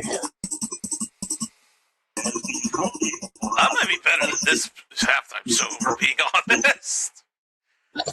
All right. So. I can't believe this is still going on, dude. Oh, shit. I need my cutters.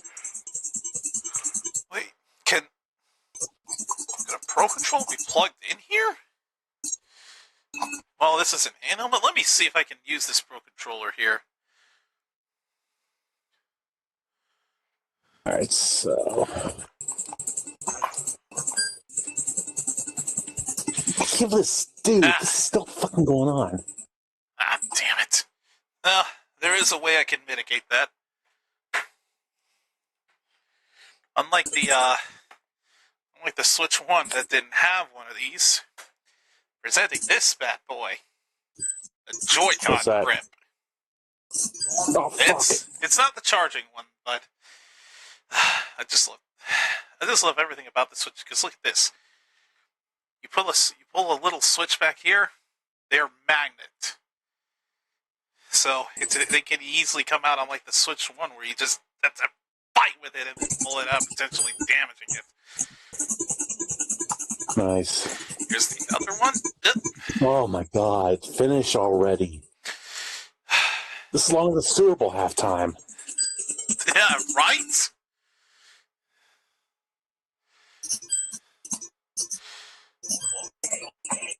Alright, got that. So here they are, Joy-Con 2s. And the way you put them, on the grip is like so. You see, they have a color coded for each side, so you don't get those confused. So you plug it in, plug that one in like so. I think, fuck, it's over. They just went to break. Finally. Alright, so just like with the console itself, just like magnets, and there we go. If it's stuck. Fuck. This is what I used to use before I found out I could use my Pro Controller for this. Alright, get off the stage. Bye-bye, you won't be missed. I'm going to go to the bathroom now.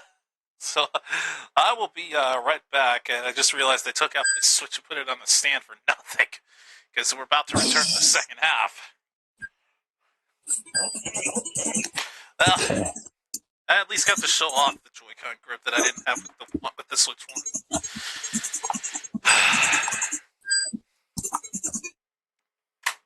Man, this is not a good start.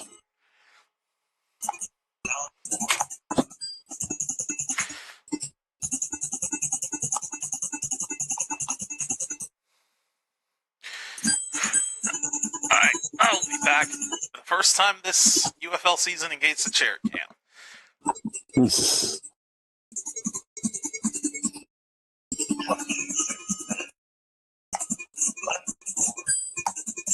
There we go. And that's part of the code. Alright, good.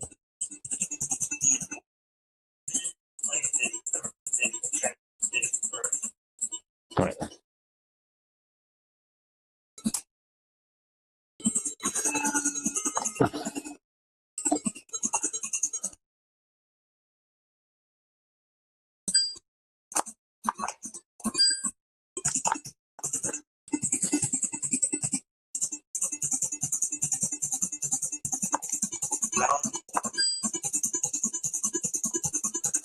Alright. So let's try color first. Actually, try shape first.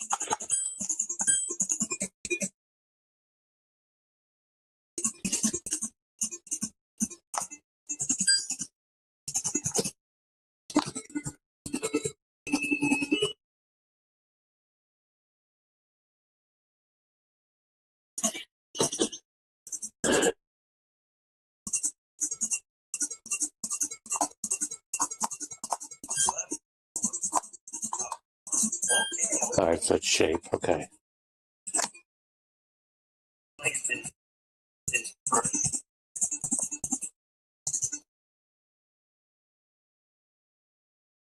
This time it doesn't matter.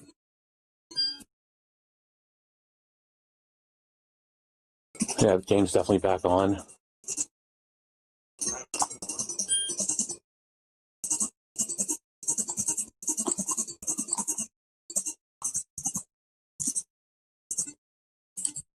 Oh, wait.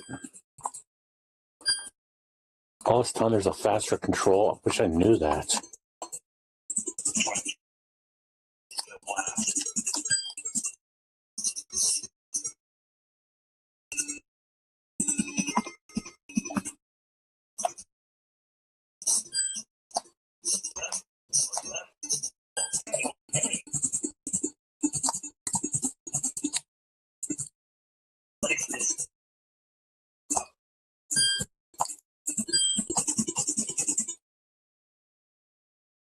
Oh, shit, there's two of them.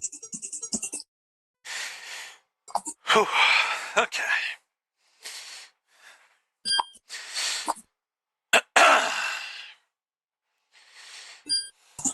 Started yet?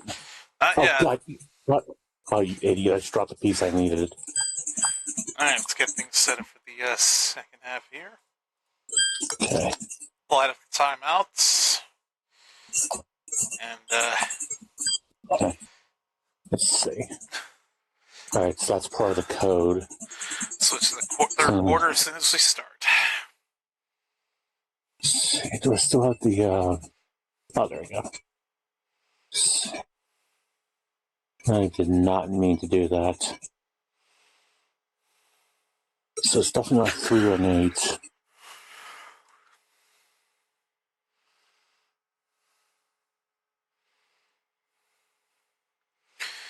Trust them.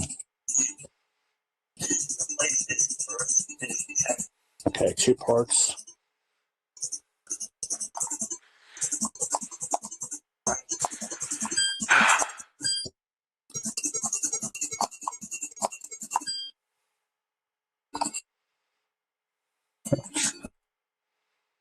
Press shape first.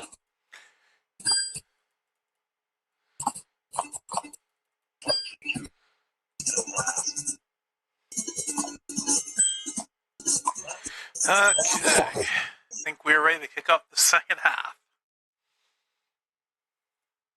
We sure are. Finally.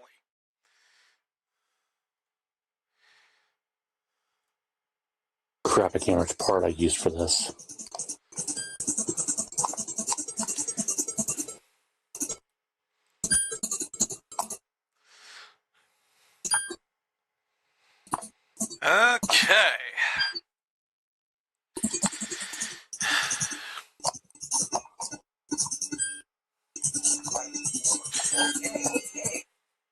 All right. Let's get ready to start the third quarter. So the Kings are getting ready to kick this away to the Stallions as they'll start with the ball.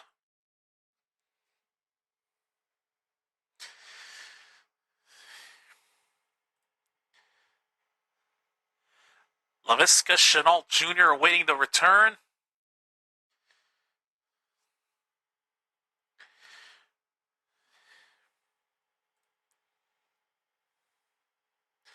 Tanner Brown to kick it away for the Kings. And, well... I think it's out of bounds. No, it fell off. The ball fell off of the stand. Fuck. The wind blew it off of its stand. Oh, God. So somebody's going to have to hold it because the wind picked up in Louisville. That's hilarious. And we continue from Louisville. Here's the return. Here's McFarland down to the 27-yard line.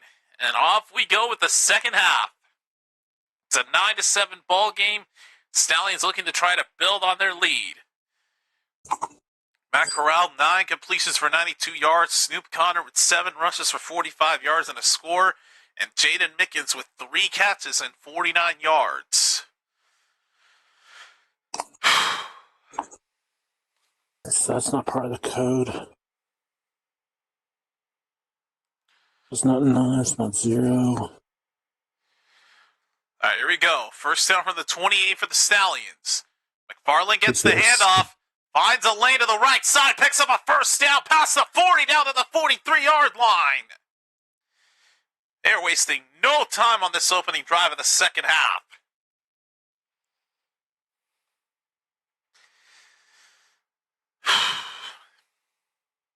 Oh, good, just cutting this time.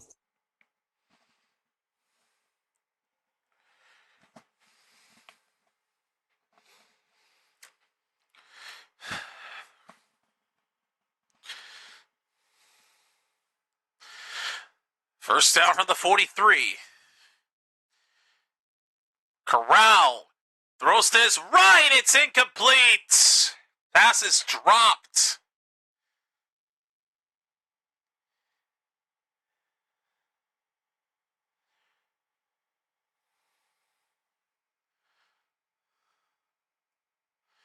Ooh, through his hands, too.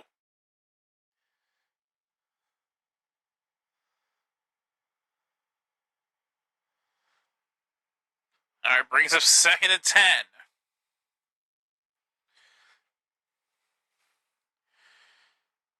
Here's McFarland on the handoff.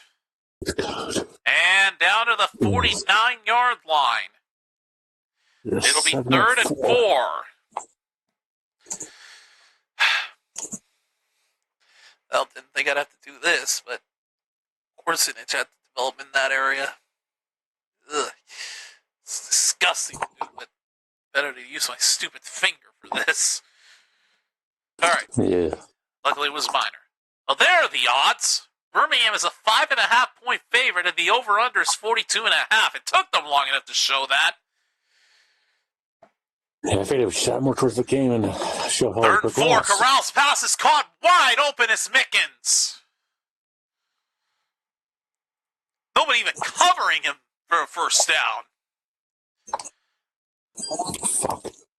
After he caught it, he did fall down, but still a first down regardless.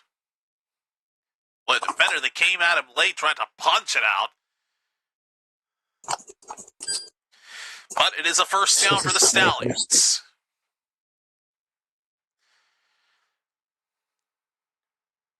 From the 46 of the Kings. On first down, here is a handoff that will go absolutely nowhere.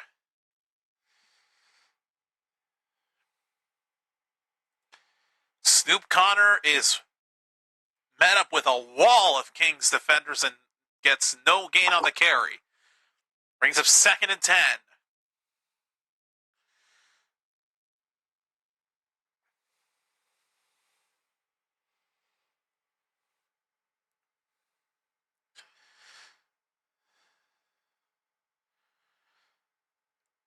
second down from the 46.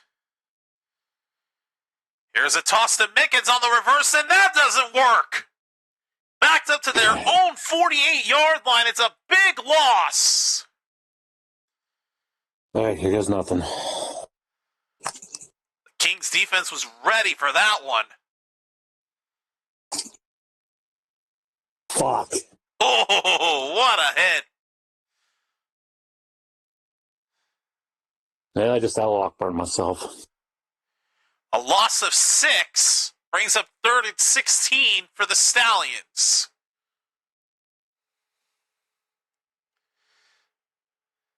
Here's Corral with time over the middle, and it's caught for the first down. It's Mickens to the 30-yard line on a 3rd and 16. Moving the chains for the Stallions.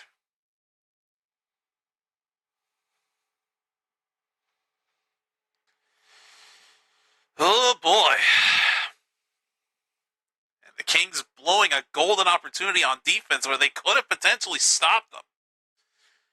They allowed Mickens to make that catch. Now it's a first down from the 30. Here's a give to Connor. And Connor's still going down to the 23-yard line for a gain of 7.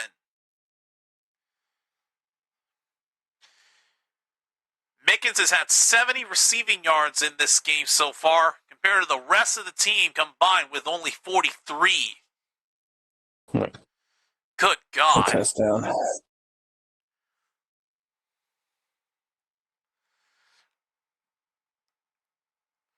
Second and 3 from the 23.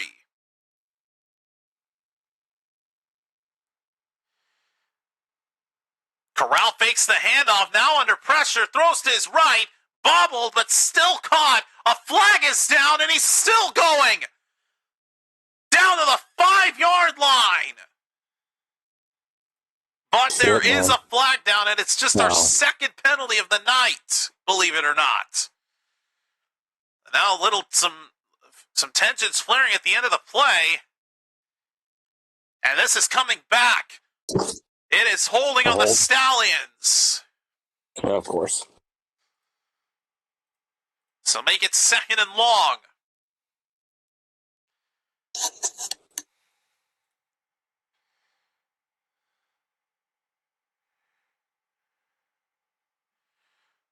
It was Brooks.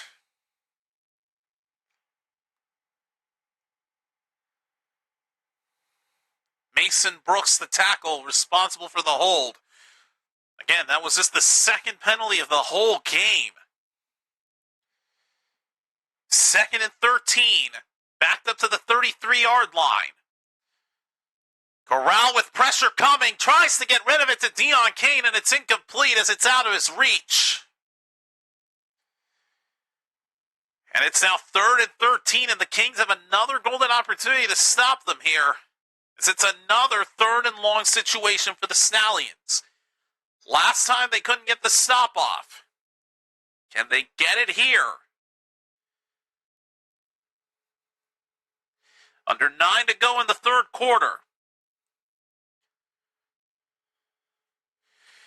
Stallions have been 5 for 8 on 3rd down conversions tonight. 3rd and 13. Corral. Pressure. Avoids it. Still running. Out to his right. Now has to run it. And the ball comes out. Nobody but Stallions players there to make the recovery, but it doesn't matter. It's 4th down. Oh, boy. They went nowhere but backwards. Corral tried to find the receiver, but at the last second he got covered and then takes a big hit and loses the football. And he was fortunate that there were nobody but Stallions players in that area of the football.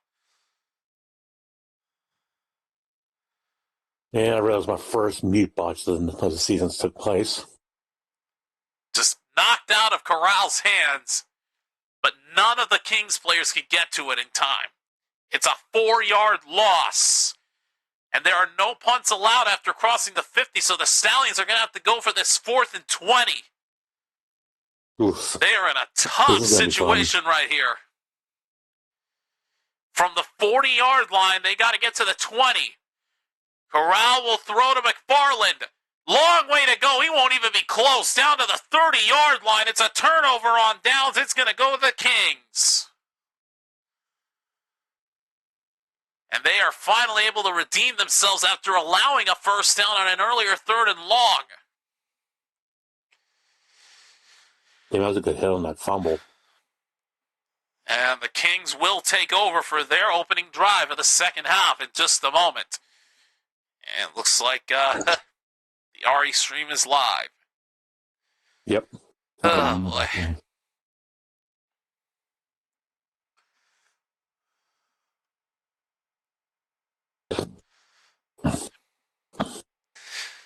What the heck? I know I said I wasn't going to see them to avoid spoilers, but I'm not going to get the game. So what's the point? I may as well get spoiled. Yeah. Yeah, I watched another guy play it. Grace is such an annoying-ass character. Did you mention that she should not get the DLSS 5 makeup? Oh my god, wow, you feel that badly about her. Yeah. You see the DLSS 5 videos, right? I've only seen snippets. Great either. Yeah, they look pretty bad.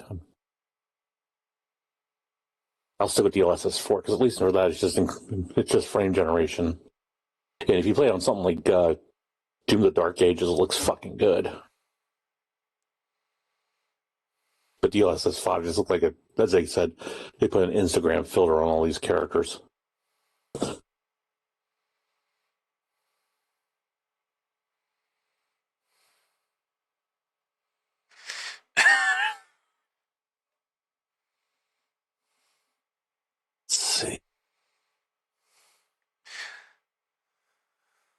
Light my fucking fire. There it is. Roll credits.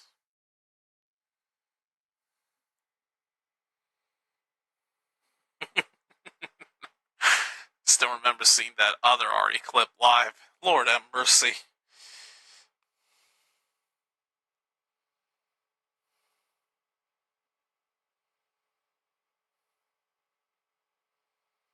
I just hope Wes doesn't get on.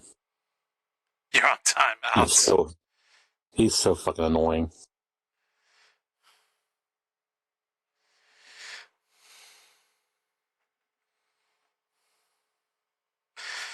Oh yeah. Oh god, I forgot about that Silent Hill stream that had that music during a movement scene. Oh my god.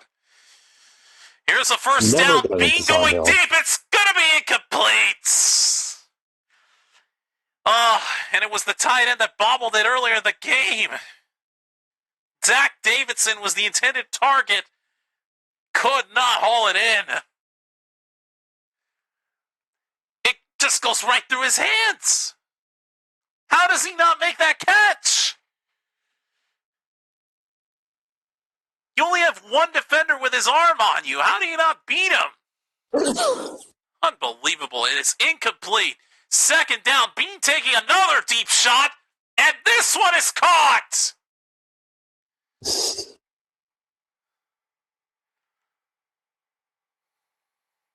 Oh my god. Tariq Black with the catch for the first down. And the Kings are able to pick up a first down. We'll set the Stallions.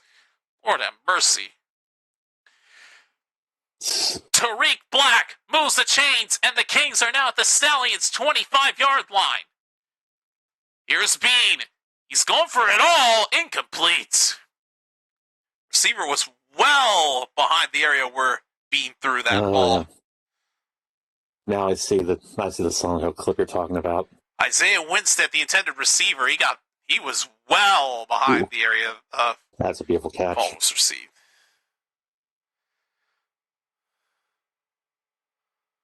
Yeah, I forgot to go from Yaki Sacks to Enders of the Gladiators. There's the hell of a turnaround. 2nd and 10. Handoff, and he's still up, but he only picks up 2 yards. Again, thank you so much, audience. God. I laughed my ass off the moment this happened. It's going to be 3rd and 8 for the Kings. She's never going to get that fedora across the line over my dead body. Bean throws to his right. Lucky Jackson with a catch, but he's going to be 3 yards short of the first down, and it's going to be 4th and 3. They're in field goal range, and I think that's what they're going to do. Yeah, I would. They're going to lead no matter what.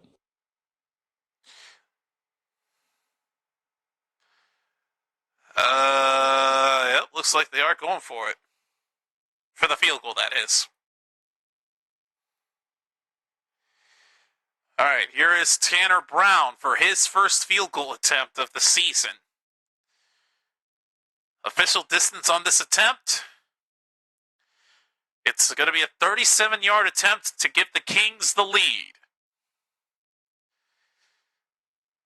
Good snap, good hold. Kick is almost blocked, but it's good. That's good. And the Kings take the lead, 10-9.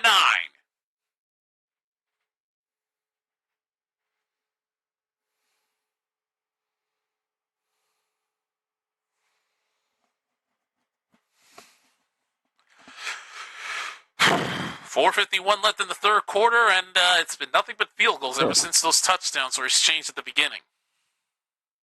Shit, I didn't realize I was behind. Oh, those new lights. Yeah, those lights look awesome. I need to get lights from my background. All I have right there is that thing I hung up on the wall that shows I'm a lifetime member of National Society of Leadership and Success. I applied there when I was in community college, and I became a permanent member of that branch. And I mean a lifetime member. Think of it as like a fraternity, but one where both genders can be involved. It's a Sigma Alpha Pi, I believe, is the Greek letters for that one. But that's all I have in my background. Not counting those guitars, not counting the big pile of clothes I have right over here that I still need to wash. And not counting this implied curtain. This was to protect me from the cold when the snowstorms passed by here during the championship weekend. Yeah, that was not a fun time period. Oh, shit. But these are made out of cotton. This is made out of cotton, so it worked perfectly. I was super warm after we prepared this curtain, and honestly, it may not look the best, but it works. Like this is a perfect curtain because nobody can see what I'm doing anymore. I used to never have a curtain here. It was just the window, and everybody could see what I was doing. Now I've got a sense of privacy with this thing on. This will have to do for now until I actually have the money to buy an actual set of curtains that aren't so big that they take up the whole window area from up here all the way down to the frickin' floor. Well, anyways, I almost damn near went into a rant, so I'm going to stop myself from doing that. And here is the kickoff. And the return by McFarland down to the 35-yard line. All right, so Stallions are going to take over down by 1 point.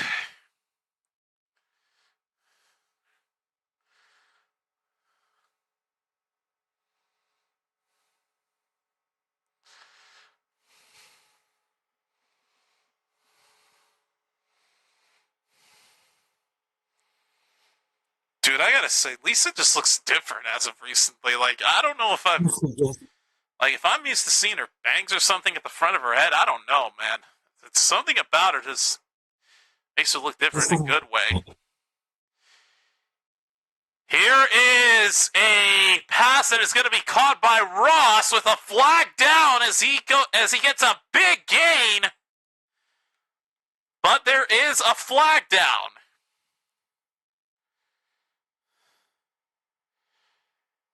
John Ross with the catch.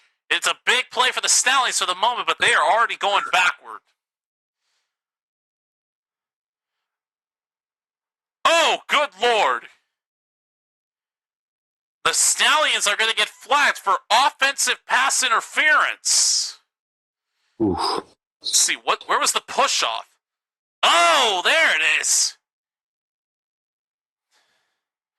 Jaden Mickens pushes off a defender, and that's where the flag was thrown.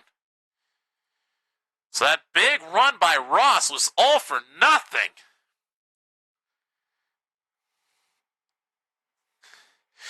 So it's going to be 1st and 20 for the Stallions.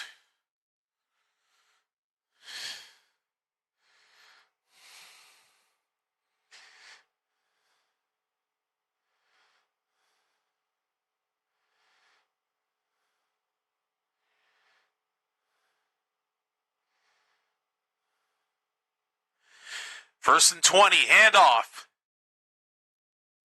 And Davis Pierce doesn't get much.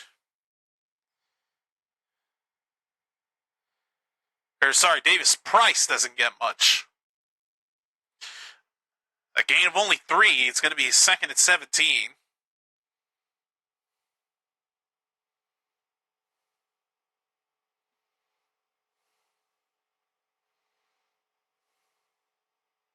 Oh my God, really?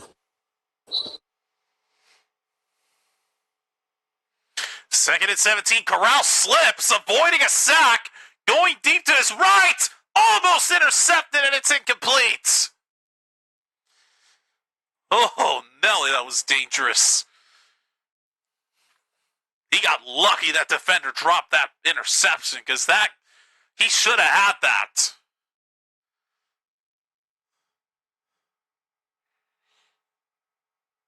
Oh, again, really lucky that wasn't picked. And then it bounced off of the hands of the defender, Prince. But it's now 3rd and 17.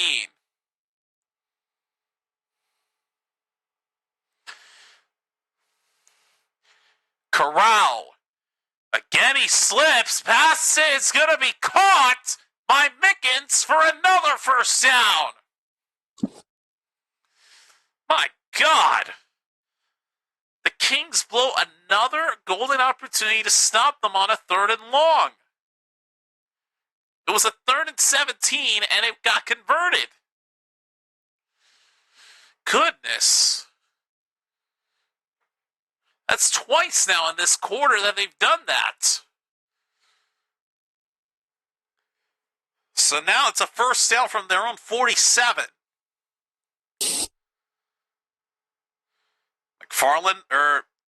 Davis Price on the handoff. He goes absolutely nowhere. Ooh.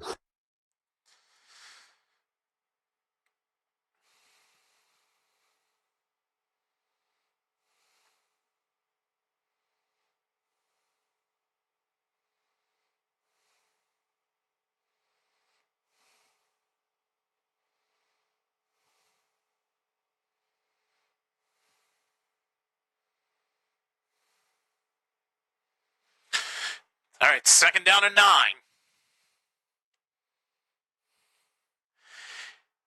And they try another handoff that doesn't work. Might have lost the 1 yard that they picked up on the first down play. And they did. So it's now going to be 3rd down and 10. Wait, are they playing as Lady D right now? Good Lord, I forgot she was... No, they're playing as Grace, but they gave her Lady D's costume. And they had the noir background to make it look black and white. Jesus Christ, that completely fooled me there.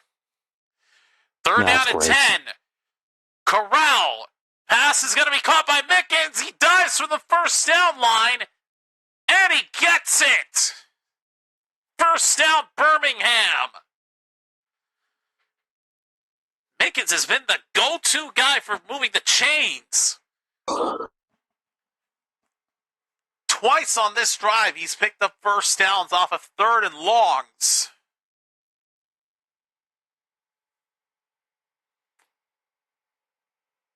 God dang it, man. All right, but with the clock winding down, this should bring us to the end of the 3rd quarter. Well, actually, no, they got to run one more play. The quarters have gone faster than at halftime show. And another handoff is going to take it to the 39-yard line, and that will officially bring us to the end of the third quarter. It's a close battle here so far, 10-9. The Kings currently lead it, but the Stallions looking to try to get the lead back at the very least with a field goal. See what ends up happening as the fourth quarter will be starting in just a moment.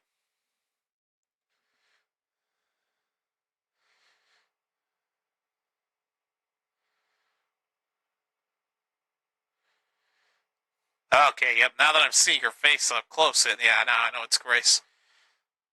Seeing her with that hat, though, is just weird in those cutscenes. Like, my God. Not that I'm ratting on them for giving her the Lady D costume, I'm just saying. Listen more.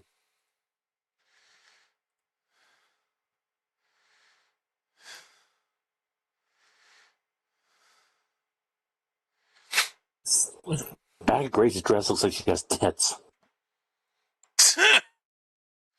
She's got tits on both sides. Don't go there, dude. Creepy as balls. Don't go there, dude. Yeah. I also love how the title is Date with Frankenstein.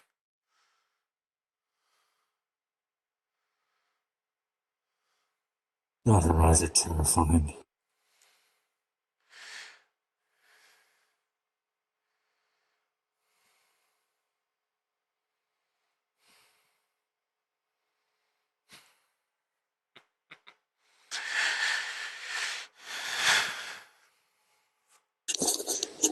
Your eyes are bad. Why did I say it like that? In that tone. Even I didn't say it that way. Fuck, man. I think I'm corrupting you, dude.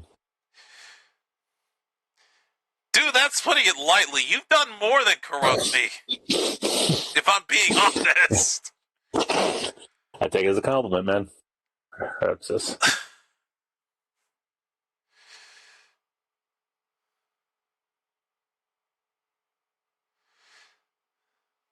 Okay, what the hell, YouTube? You just cut off the right side, like a sixth of my right side of the screen just for no reason? What the hell? This was weird. Probably should have shown it just to prove it to y'all, but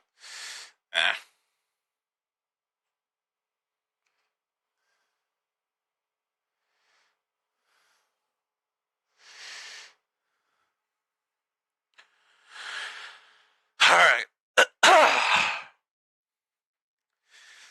Alright, so here we go. Time to switch to the quarter number 4. Back to Maelstream here while I call the rest of this game.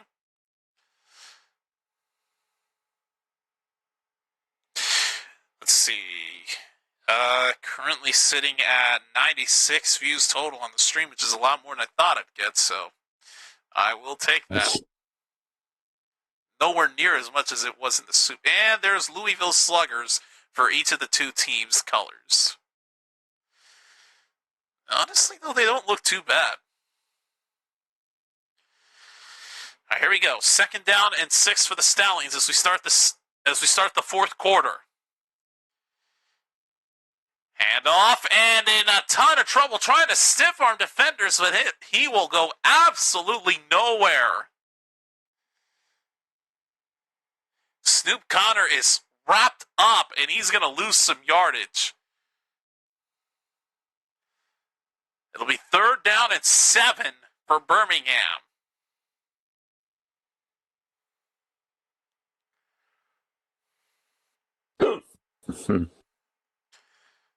That sounded like it hurt. It did. 3rd and 7 from the 40. There was movement. This is going to be a free play, and the pass is going to be incomplete. Intended for Dion Kane.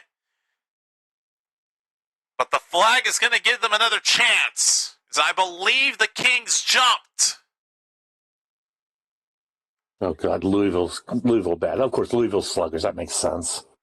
They sure did jump early. It was offsides, which meant the Stallions had a free play. So while the pass was incomplete, Stallions do get another chance because they'll replay third down. So it'll be 3rd and 2 as the penalty moves them to the 35. They try a toss, and that goes nowhere. Connor is wrapped up well behind the line of scrimmage. It's 4th down.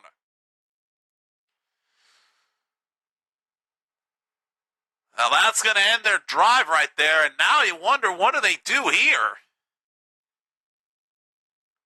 Because their kicker hasn't been that consistent. Garibay has been awful. They either go for it or they kick the field goal. They cannot punt it. It is not an option here. Yep. And they're going to go for it. It's a 4th and 5. Corral to Mickens, who will not pick it up. Yes. Only a gain of 3. And the Kings get a stop and take over with a turnover on downs.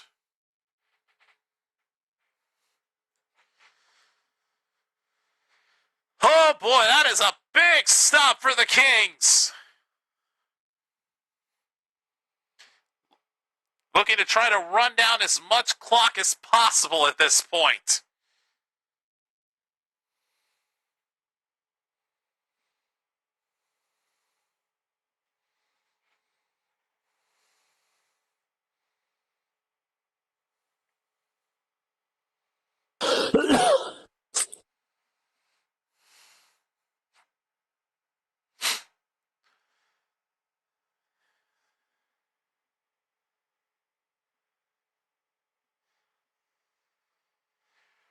Oh boy. All right, I got to step out for a second. Need to use the bathroom.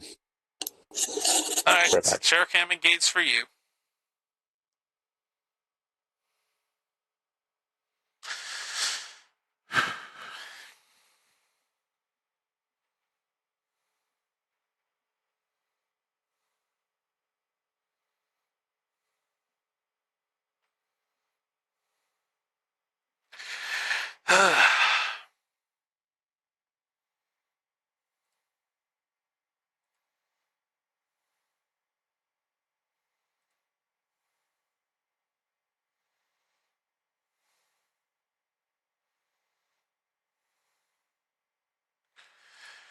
All right, but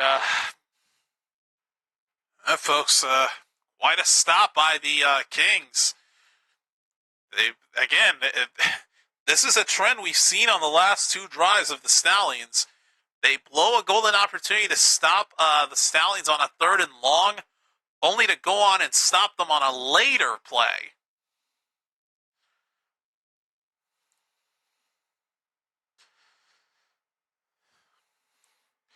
So back to the turnover on downs. The Kings are just ready for Mickens' route running. Soon as Corral threw his way, Prince just denied him any more forward progress than he already picked up.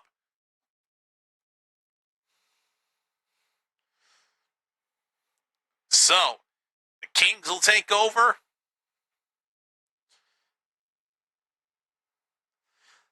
It'll be 1st down at the 34. Bean looking. Pass got tipped a little bit. Caught over the reach of a defender. Still running for the 1st down. What a catch. Oh my God, he just reached over that defender to make the catch. My God. That is insane. Isaiah Winstead with the catch of the night. All the way to the 31 of the Stallions. Here's Bean on the ensuing play, and that pass is incomplete. Off of Winstead's hands, and through the defenders' hands for the incompletion, and now, oh boy, Winstead might be down. Oh, good Lord. He took a shot on the ensuing first down. I saw the jersey number. It is 11. That is Winstead, who just made that insane catch, reaching over a defender. And then on the following play, takes a hard hit. Has not gotten up. They're checking him out right now, and they're at an injury timeout. Hopefully, Winstead's all right, because that hit looked brutal.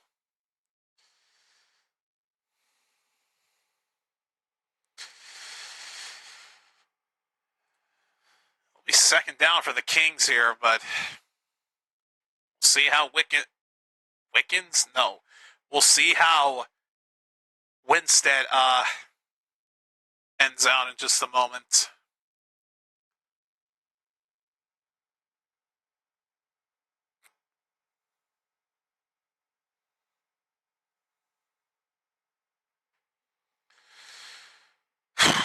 Boy, I think it might have been two defenders that collided with Winstead as he tried to make the ensuing first down catch.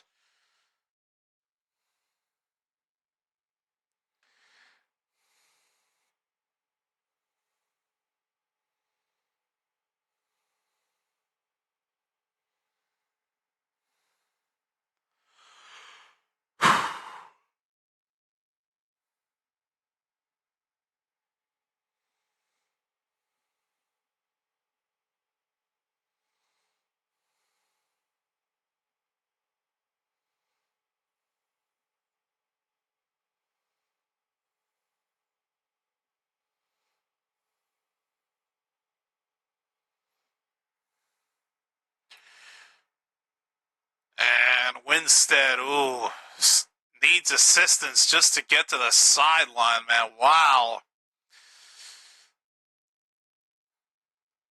They're going to show us the hit again?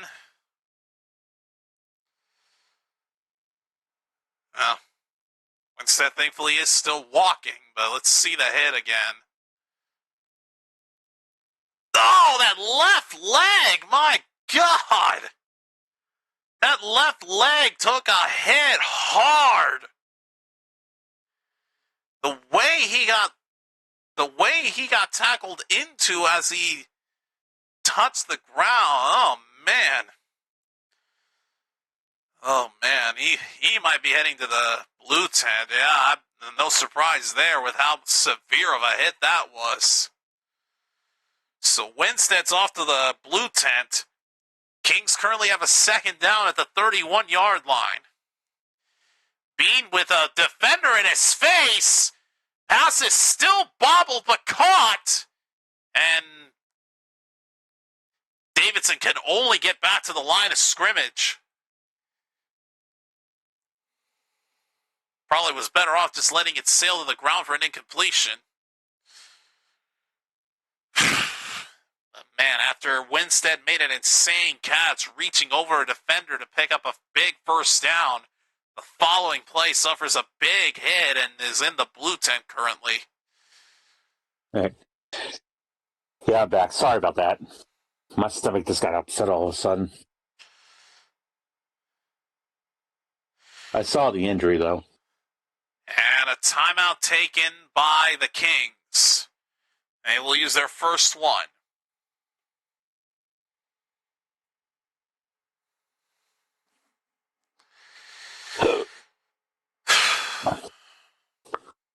We'll see how Winstead turns out because, again, that I know I've said it so many times, but that hit was a big, brutal blow.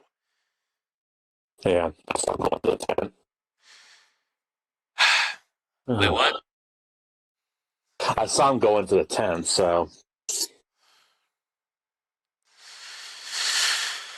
I was watching the game while I was in the bathroom, so.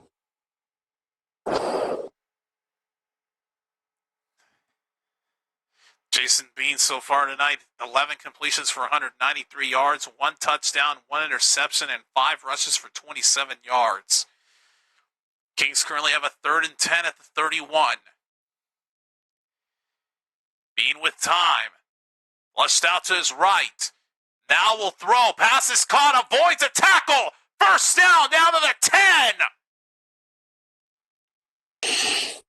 It's Lucky Jackson to set up the Kings for a 1st and goal. On a 3rd and 10, they convert. And that defender just straight up missed him, didn't even touch him.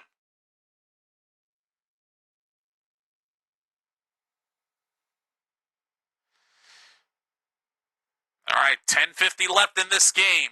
1st and goal for Louisville from the 10. Bean throws it up, passes incomplete, and just bounces to the ground before having a chance to get picked. They got lucky it was incomplete. That could have been dangerous. It's now 2nd and goal. It bobbled off the hand of Jackson and damn near into the hands of a Stallion defender. And Bean immediately holding up his hands to his head after he saw the pass got bobbled and damn near picked. 2nd and goal. They'll try a handoff to the right side. And he can only get to the 9. Benny Snell on the handoff only picks up 1 yard. It's now 3rd and goal.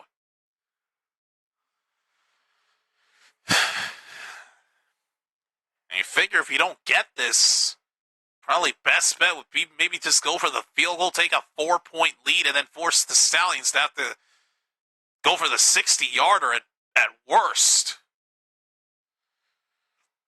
3rd and goal from the 9. Bean throws, pass is caught, but only down to the 2-yard line.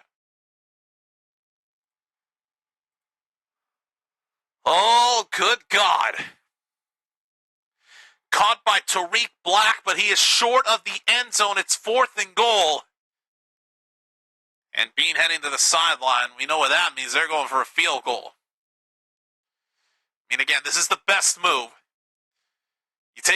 If you get this, you take a 4-point lead, force the Stallions to potentially go for a 60-yarder at worst to try to tie this up. All right, so here is Tanner Brown for a 20-yard field goal attempt to give the Kings a 4-point lead. Good snap, good hold, and the kick, not a problem. A little insurance, huh? And they lead it 13-9.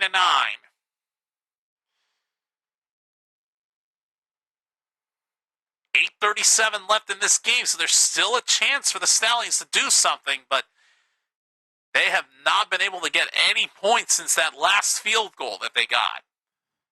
And I think that was in the first half. They have not scored since that field goal in the first half.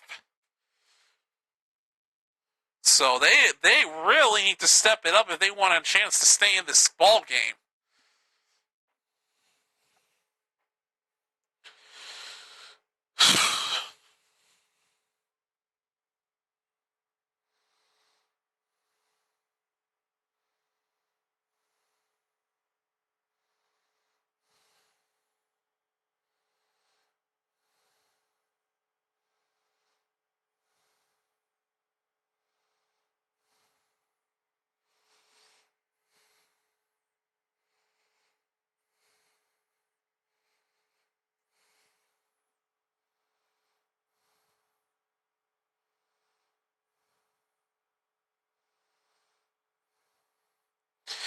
Jesus, Lisa, don't quit your day job. My God. I know. My ears are bleeding right now. Mine aren't. Unless she sings again, then they will.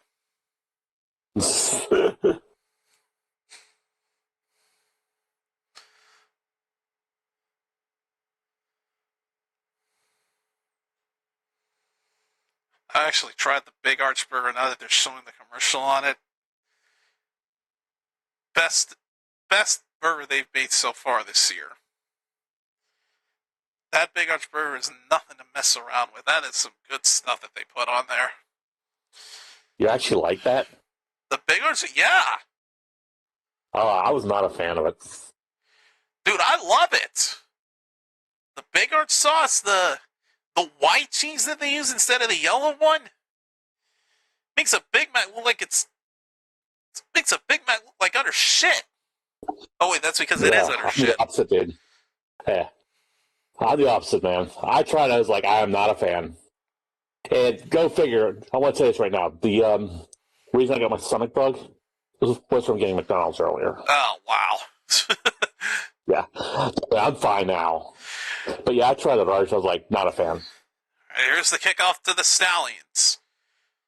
Return and down to the 33, 34 yard line. I forgot NASCAR is in Martinsville this weekend. I always want to go to that track. I tell you, Garrett, they not gotten those 2 field goal misses. This game could have actually been tied. Because he missed an extra point. He missed a 3-point field goal. This game could have very well been tied. But the last 2 possessions for the Stallions have resulted in turnover on downs. Or turnovers on downs, I should say. Handoff on first down, and immediately McFarland goes nowhere. Might have picked up only 1 yard at best. Man. Just went absolutely nowhere. Just gets immediately blasted. Brings up a 2nd and 9. Coming up on 8 minutes left in this game.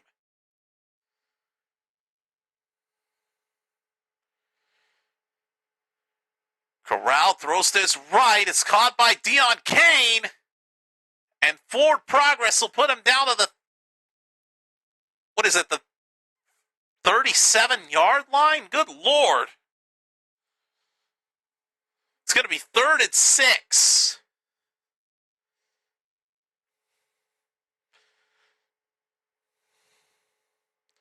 All of a sudden, the Stallions are in a world of trouble right now.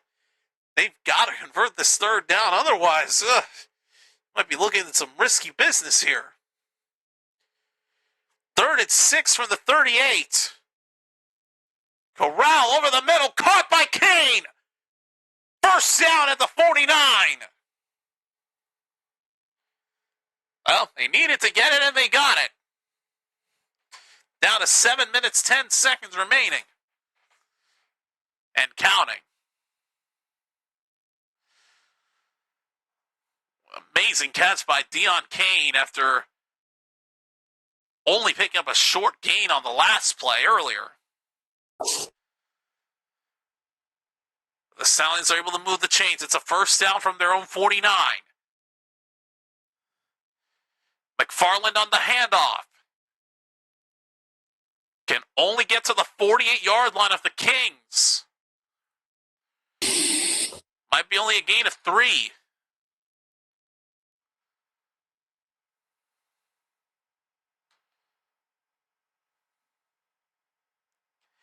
And it is. It's going to be 2nd and 7.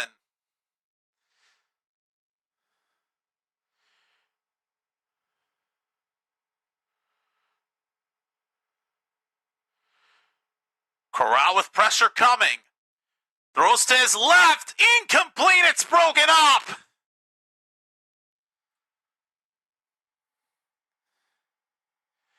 Cameron Dantzler in coverage breaks up that pass, and it seals incomplete for Deon Kane.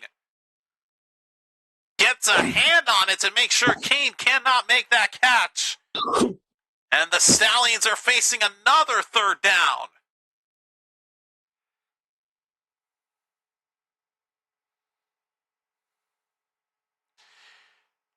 They are 6 yards away from the 4-point field goal range here. Corral on 3rd down. Pass is going to be caught. Did Connor get enough? He steps out of bounds around the first down marker. And he got just enough. First down, Stallions. Okay, so now they're in the 60-point range. Or the 60-yard range for the 4 points.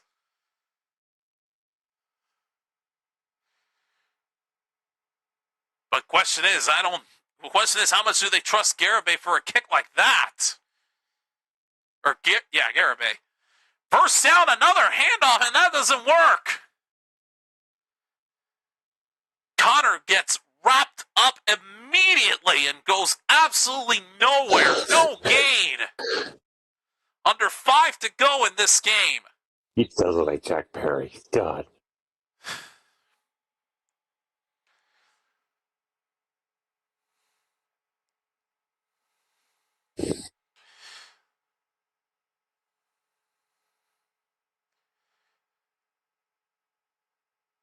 On second down, Corral fakes the handoff, throws it up in the air and way past the reach of his intended receiver, Ross.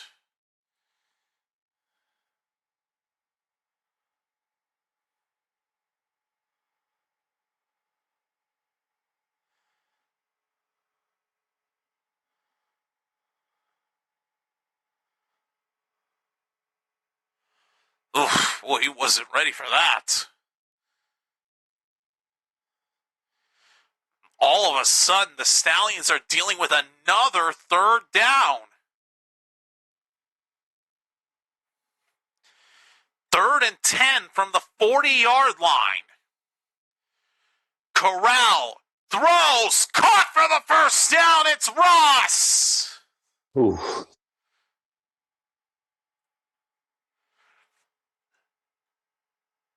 The Stallions are just getting closer.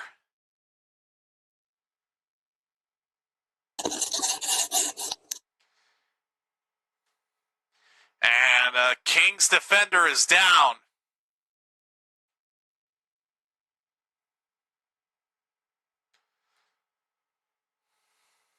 They're going to take an injury timeout for him.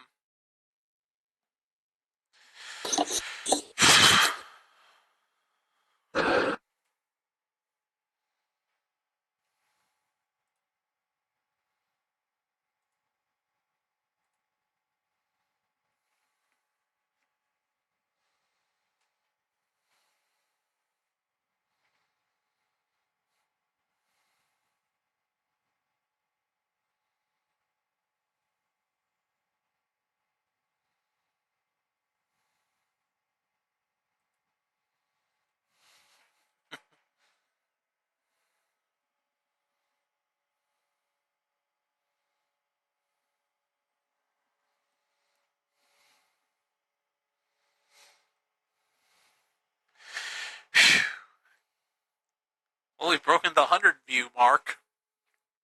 We're 102, nice. So hell yeah. Hey, I'll take it. It's nowhere near Super Bowl numbers, like I said, but still good enough.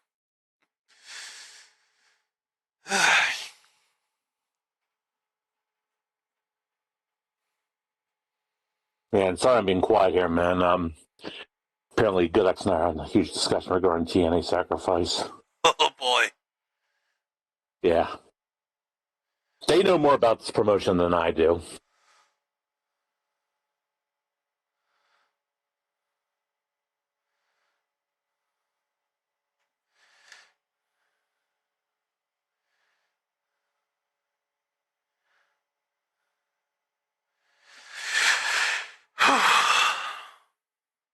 God, this...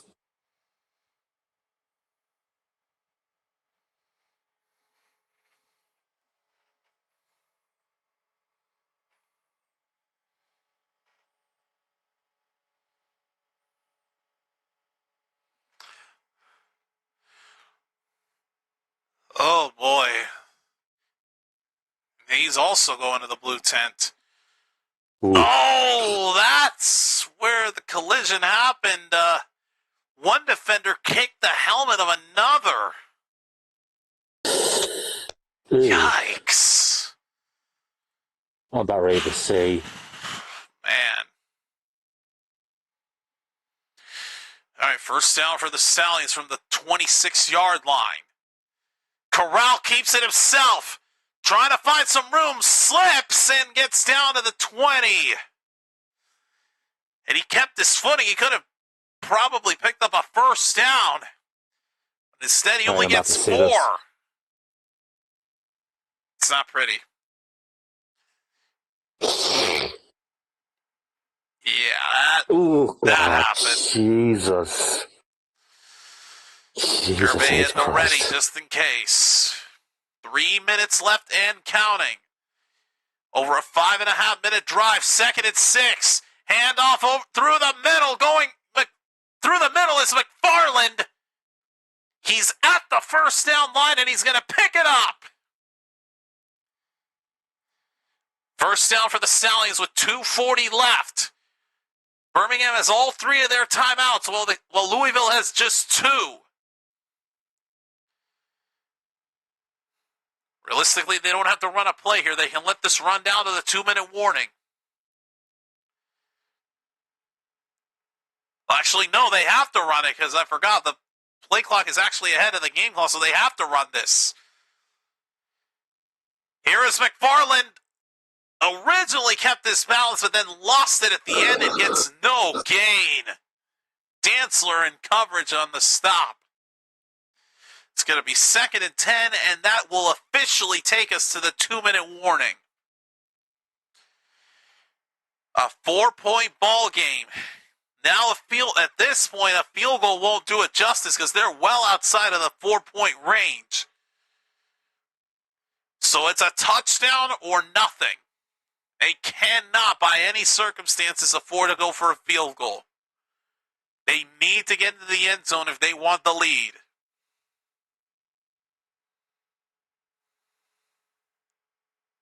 Well, keep this in mind, though. If they do get the field goal.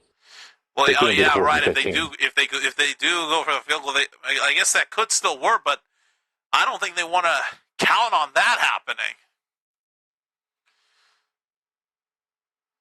But a big 2nd down coming up after the 2-minute warning in just a moment.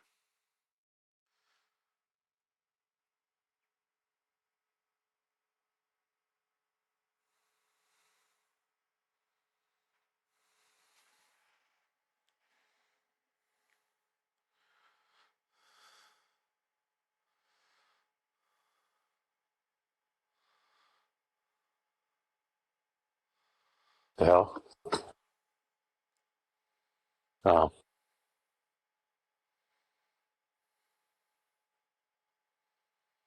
The hell, dude?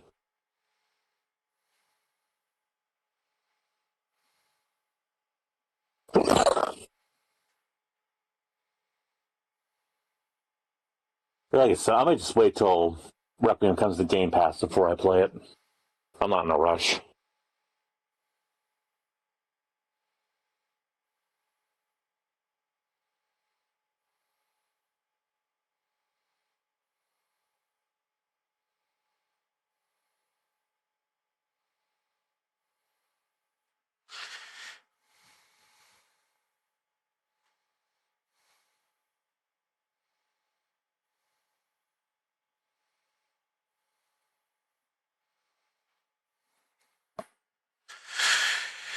All right, here we go.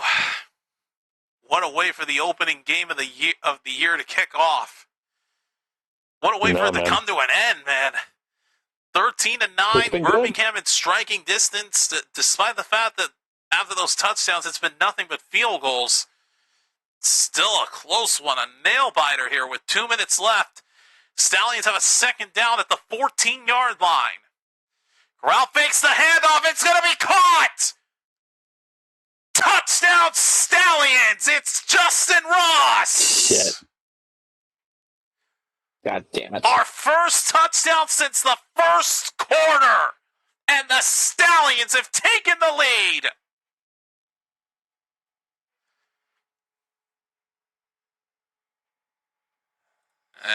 Okay, so that's who I thought it was. It was indeed Justin Ross, because on the UFL site it showed that he has the number 88, but he changed it to number 13. But still, Justin Ross with the catch, and the Stallions have taken the lead 15-13, pending the PAT. Question is, what do they choose to do here? Yeah, because they go for 1, they'll still just be a field goal tied up. Or they Exactly, go for 2. so you got to figure, what do they do here? Yeah. Shit. That's a tough choice, man. And especially because the kicker has been inconsistent.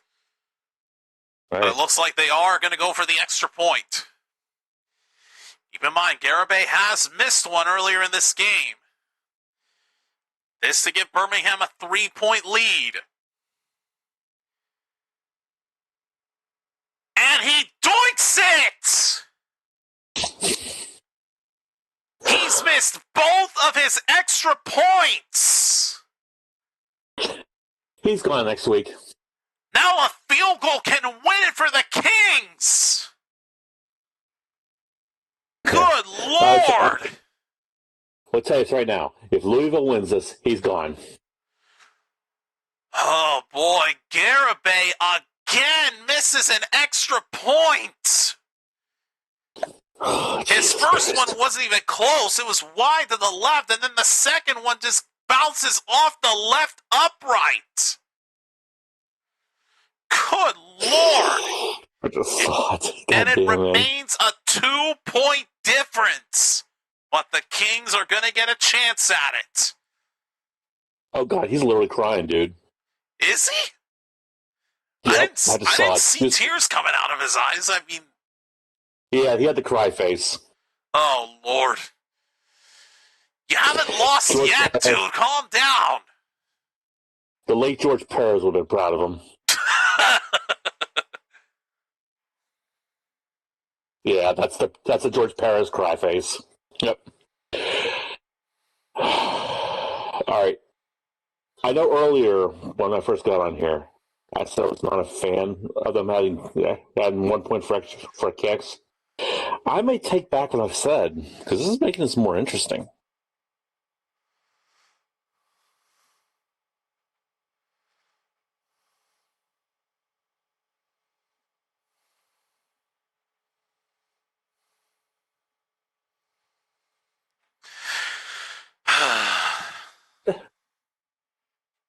The fuck is going on?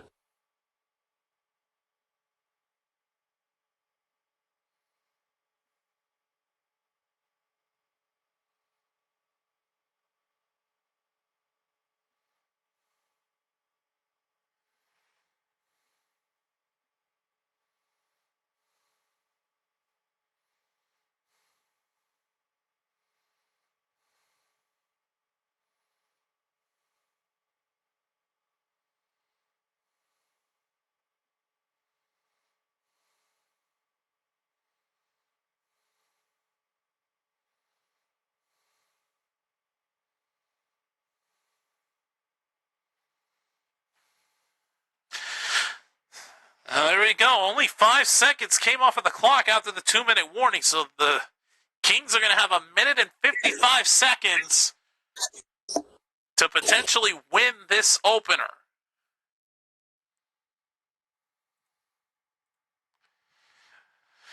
So here we go. Could Garibay's missed extra point come back to bite them? We find out now. Here is the kick to the Kings. Return from the 10. Past the 20, past the 30, has a lane. Past the 40, out of bounds at midfield.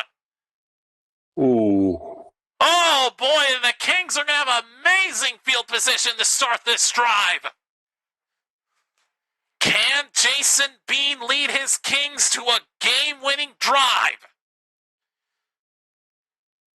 Oh, boy. They are literally at midfield at the 50-yard line with 1:47 left and 2 timeouts. Pretty sure super challenges can be used inside of 2 minutes. Here we go. First down from the 50. Bean with all kinds of time, now running out, flushed out to his right. Bean out throws it up and throws it away. Pressure proved to be too much, and he just got rid of it. Brings up second down with 1:36 left. Boy, I said it before and I'll say it again. What a way for this opener to come to an end. Down to the wire here.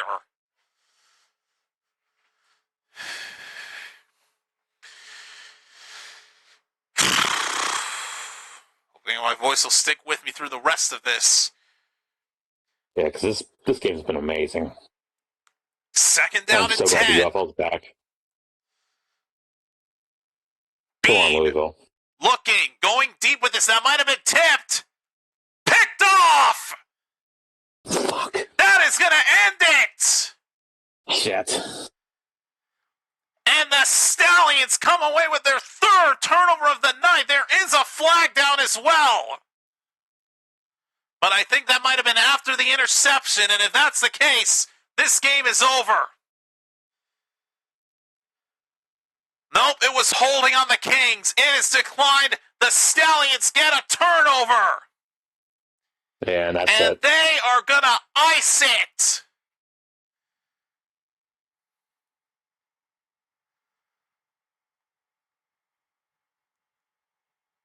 And the man responsible for that interception,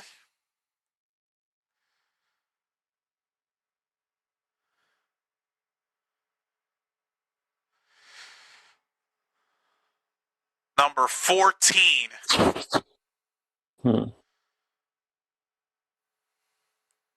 Yeah. I'll watch the play again. Shit, I want Louisville to win this.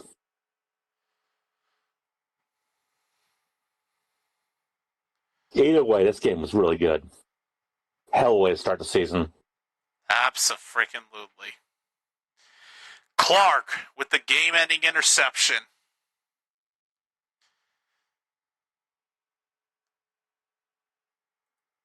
Basically triple coverage. Here's a handoff on first down. All the way down to the 30-yard line. A gain of 8. Kings will burn their second timeout.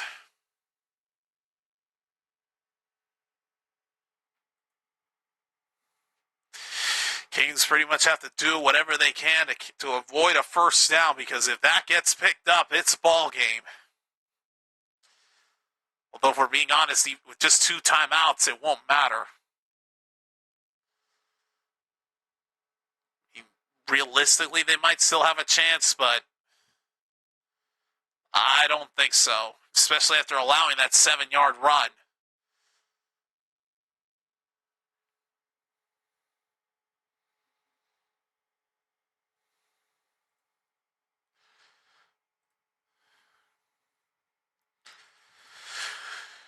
Officially 1 first down. This game will end. From the 30. Handoff and nowhere to go. He will go backwards for a loss of 2.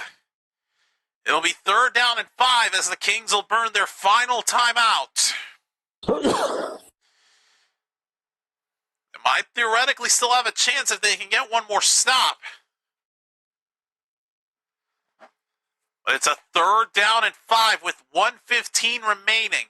But the Kings are out of timeouts, rendering their super challenge null.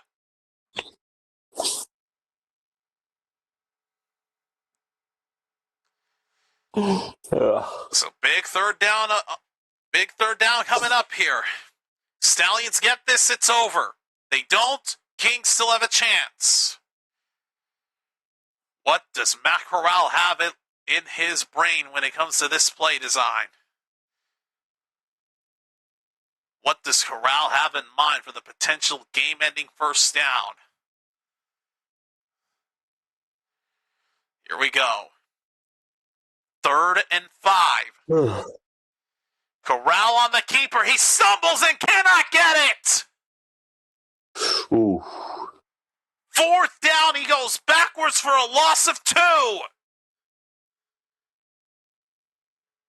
4th and 7. And where's the ball placed?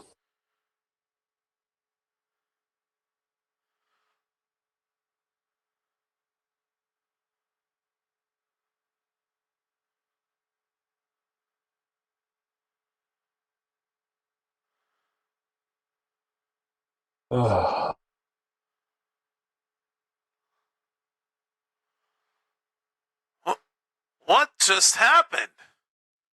The clock is stopped. The official made some kind of an announcement that I didn't understand.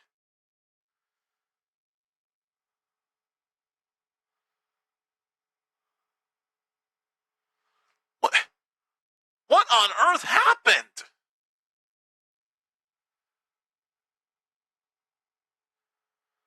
Like, I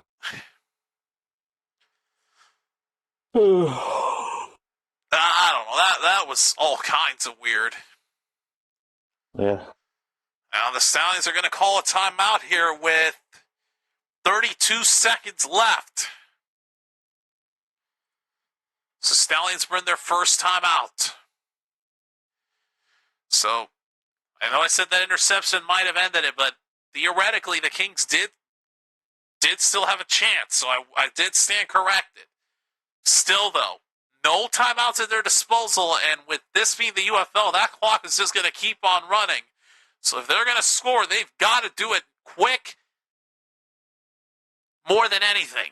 The defense tonight has had 13 points allowed, 3 takeaways, and 46 rushing yards allowed. Those 3 takeaways are what have kept the Stallions in this.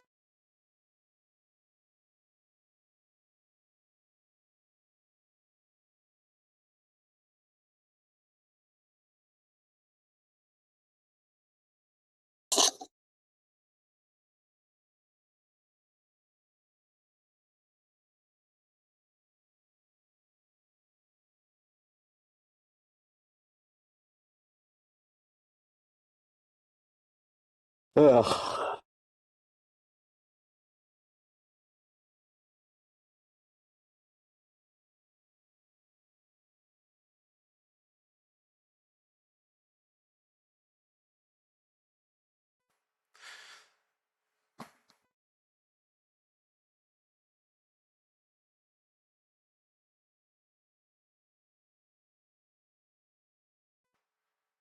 All right.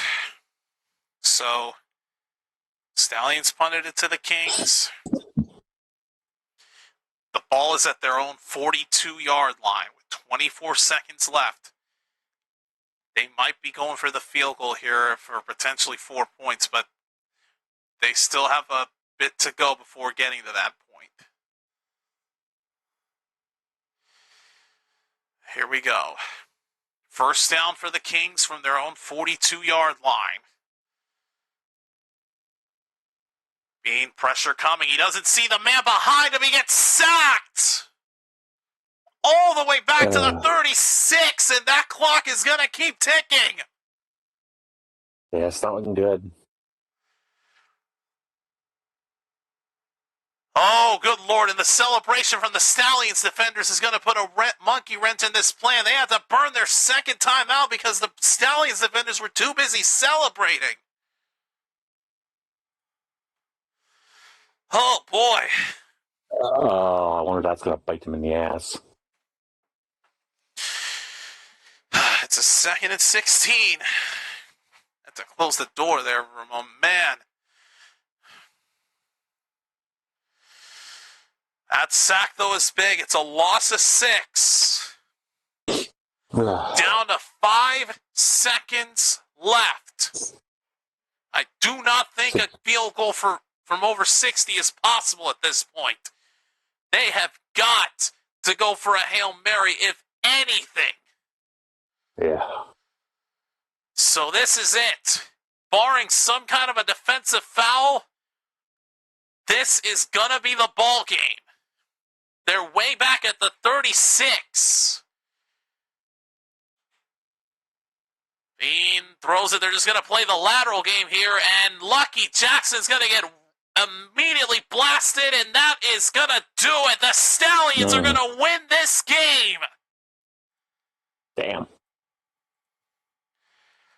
The Birmingham Stallions, despite all the rough battles that they had in this game, all the mistakes, all the missed field goals, the offense kept them in this ball game, and the defense with 3 turnovers take down the Louisville Kings 15-13.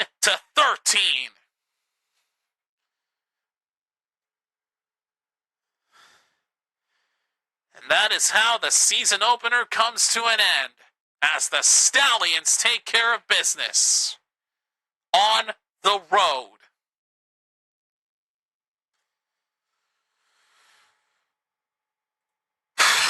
Wow. Would have loved for Louisville to have a victory on their home opener, but sadly not the case. Stallions pull off the win. So now, 2 games I won't be doing. We'll be doing tomorrow's game between the Gamblers and the Renegades, and I will not be able to do the other game, I believe, between the Defenders and GC and St. Louis. Battlehawks, which, again, it wouldn't be a problem, but tomorrow I've got a campus event going on. It's like I pretty much have to be there for that. The only game I can do is going to be this coming Sunday night, as the other 2 new teams will face off, as the Columbus Aviators go on the road to take on the Orlando Storm.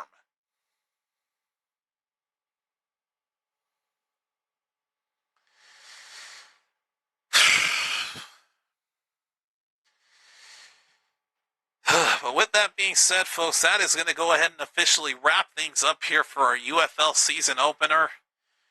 Thank you all so much for watching and joining me here today. It is good to finally be back for another year of spring football, and if this game taught us anything, I'm looking forward to seeing how the rest of this season unfolds if the games are going to be as good as this one was. Especially because I'll get to use this overlay a lot more. The overlay look pretty good, man. Well, but for now, folks, that's going to go ahead and wrap it up. More than likely, I'll be seeing y'all Sunday for the Week 1 finale. Again, as the Aviators face the Storm.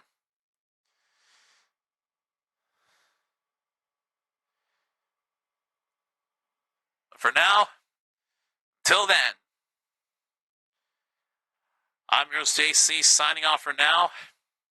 Saying thanks for watching. Please have a safe weekend.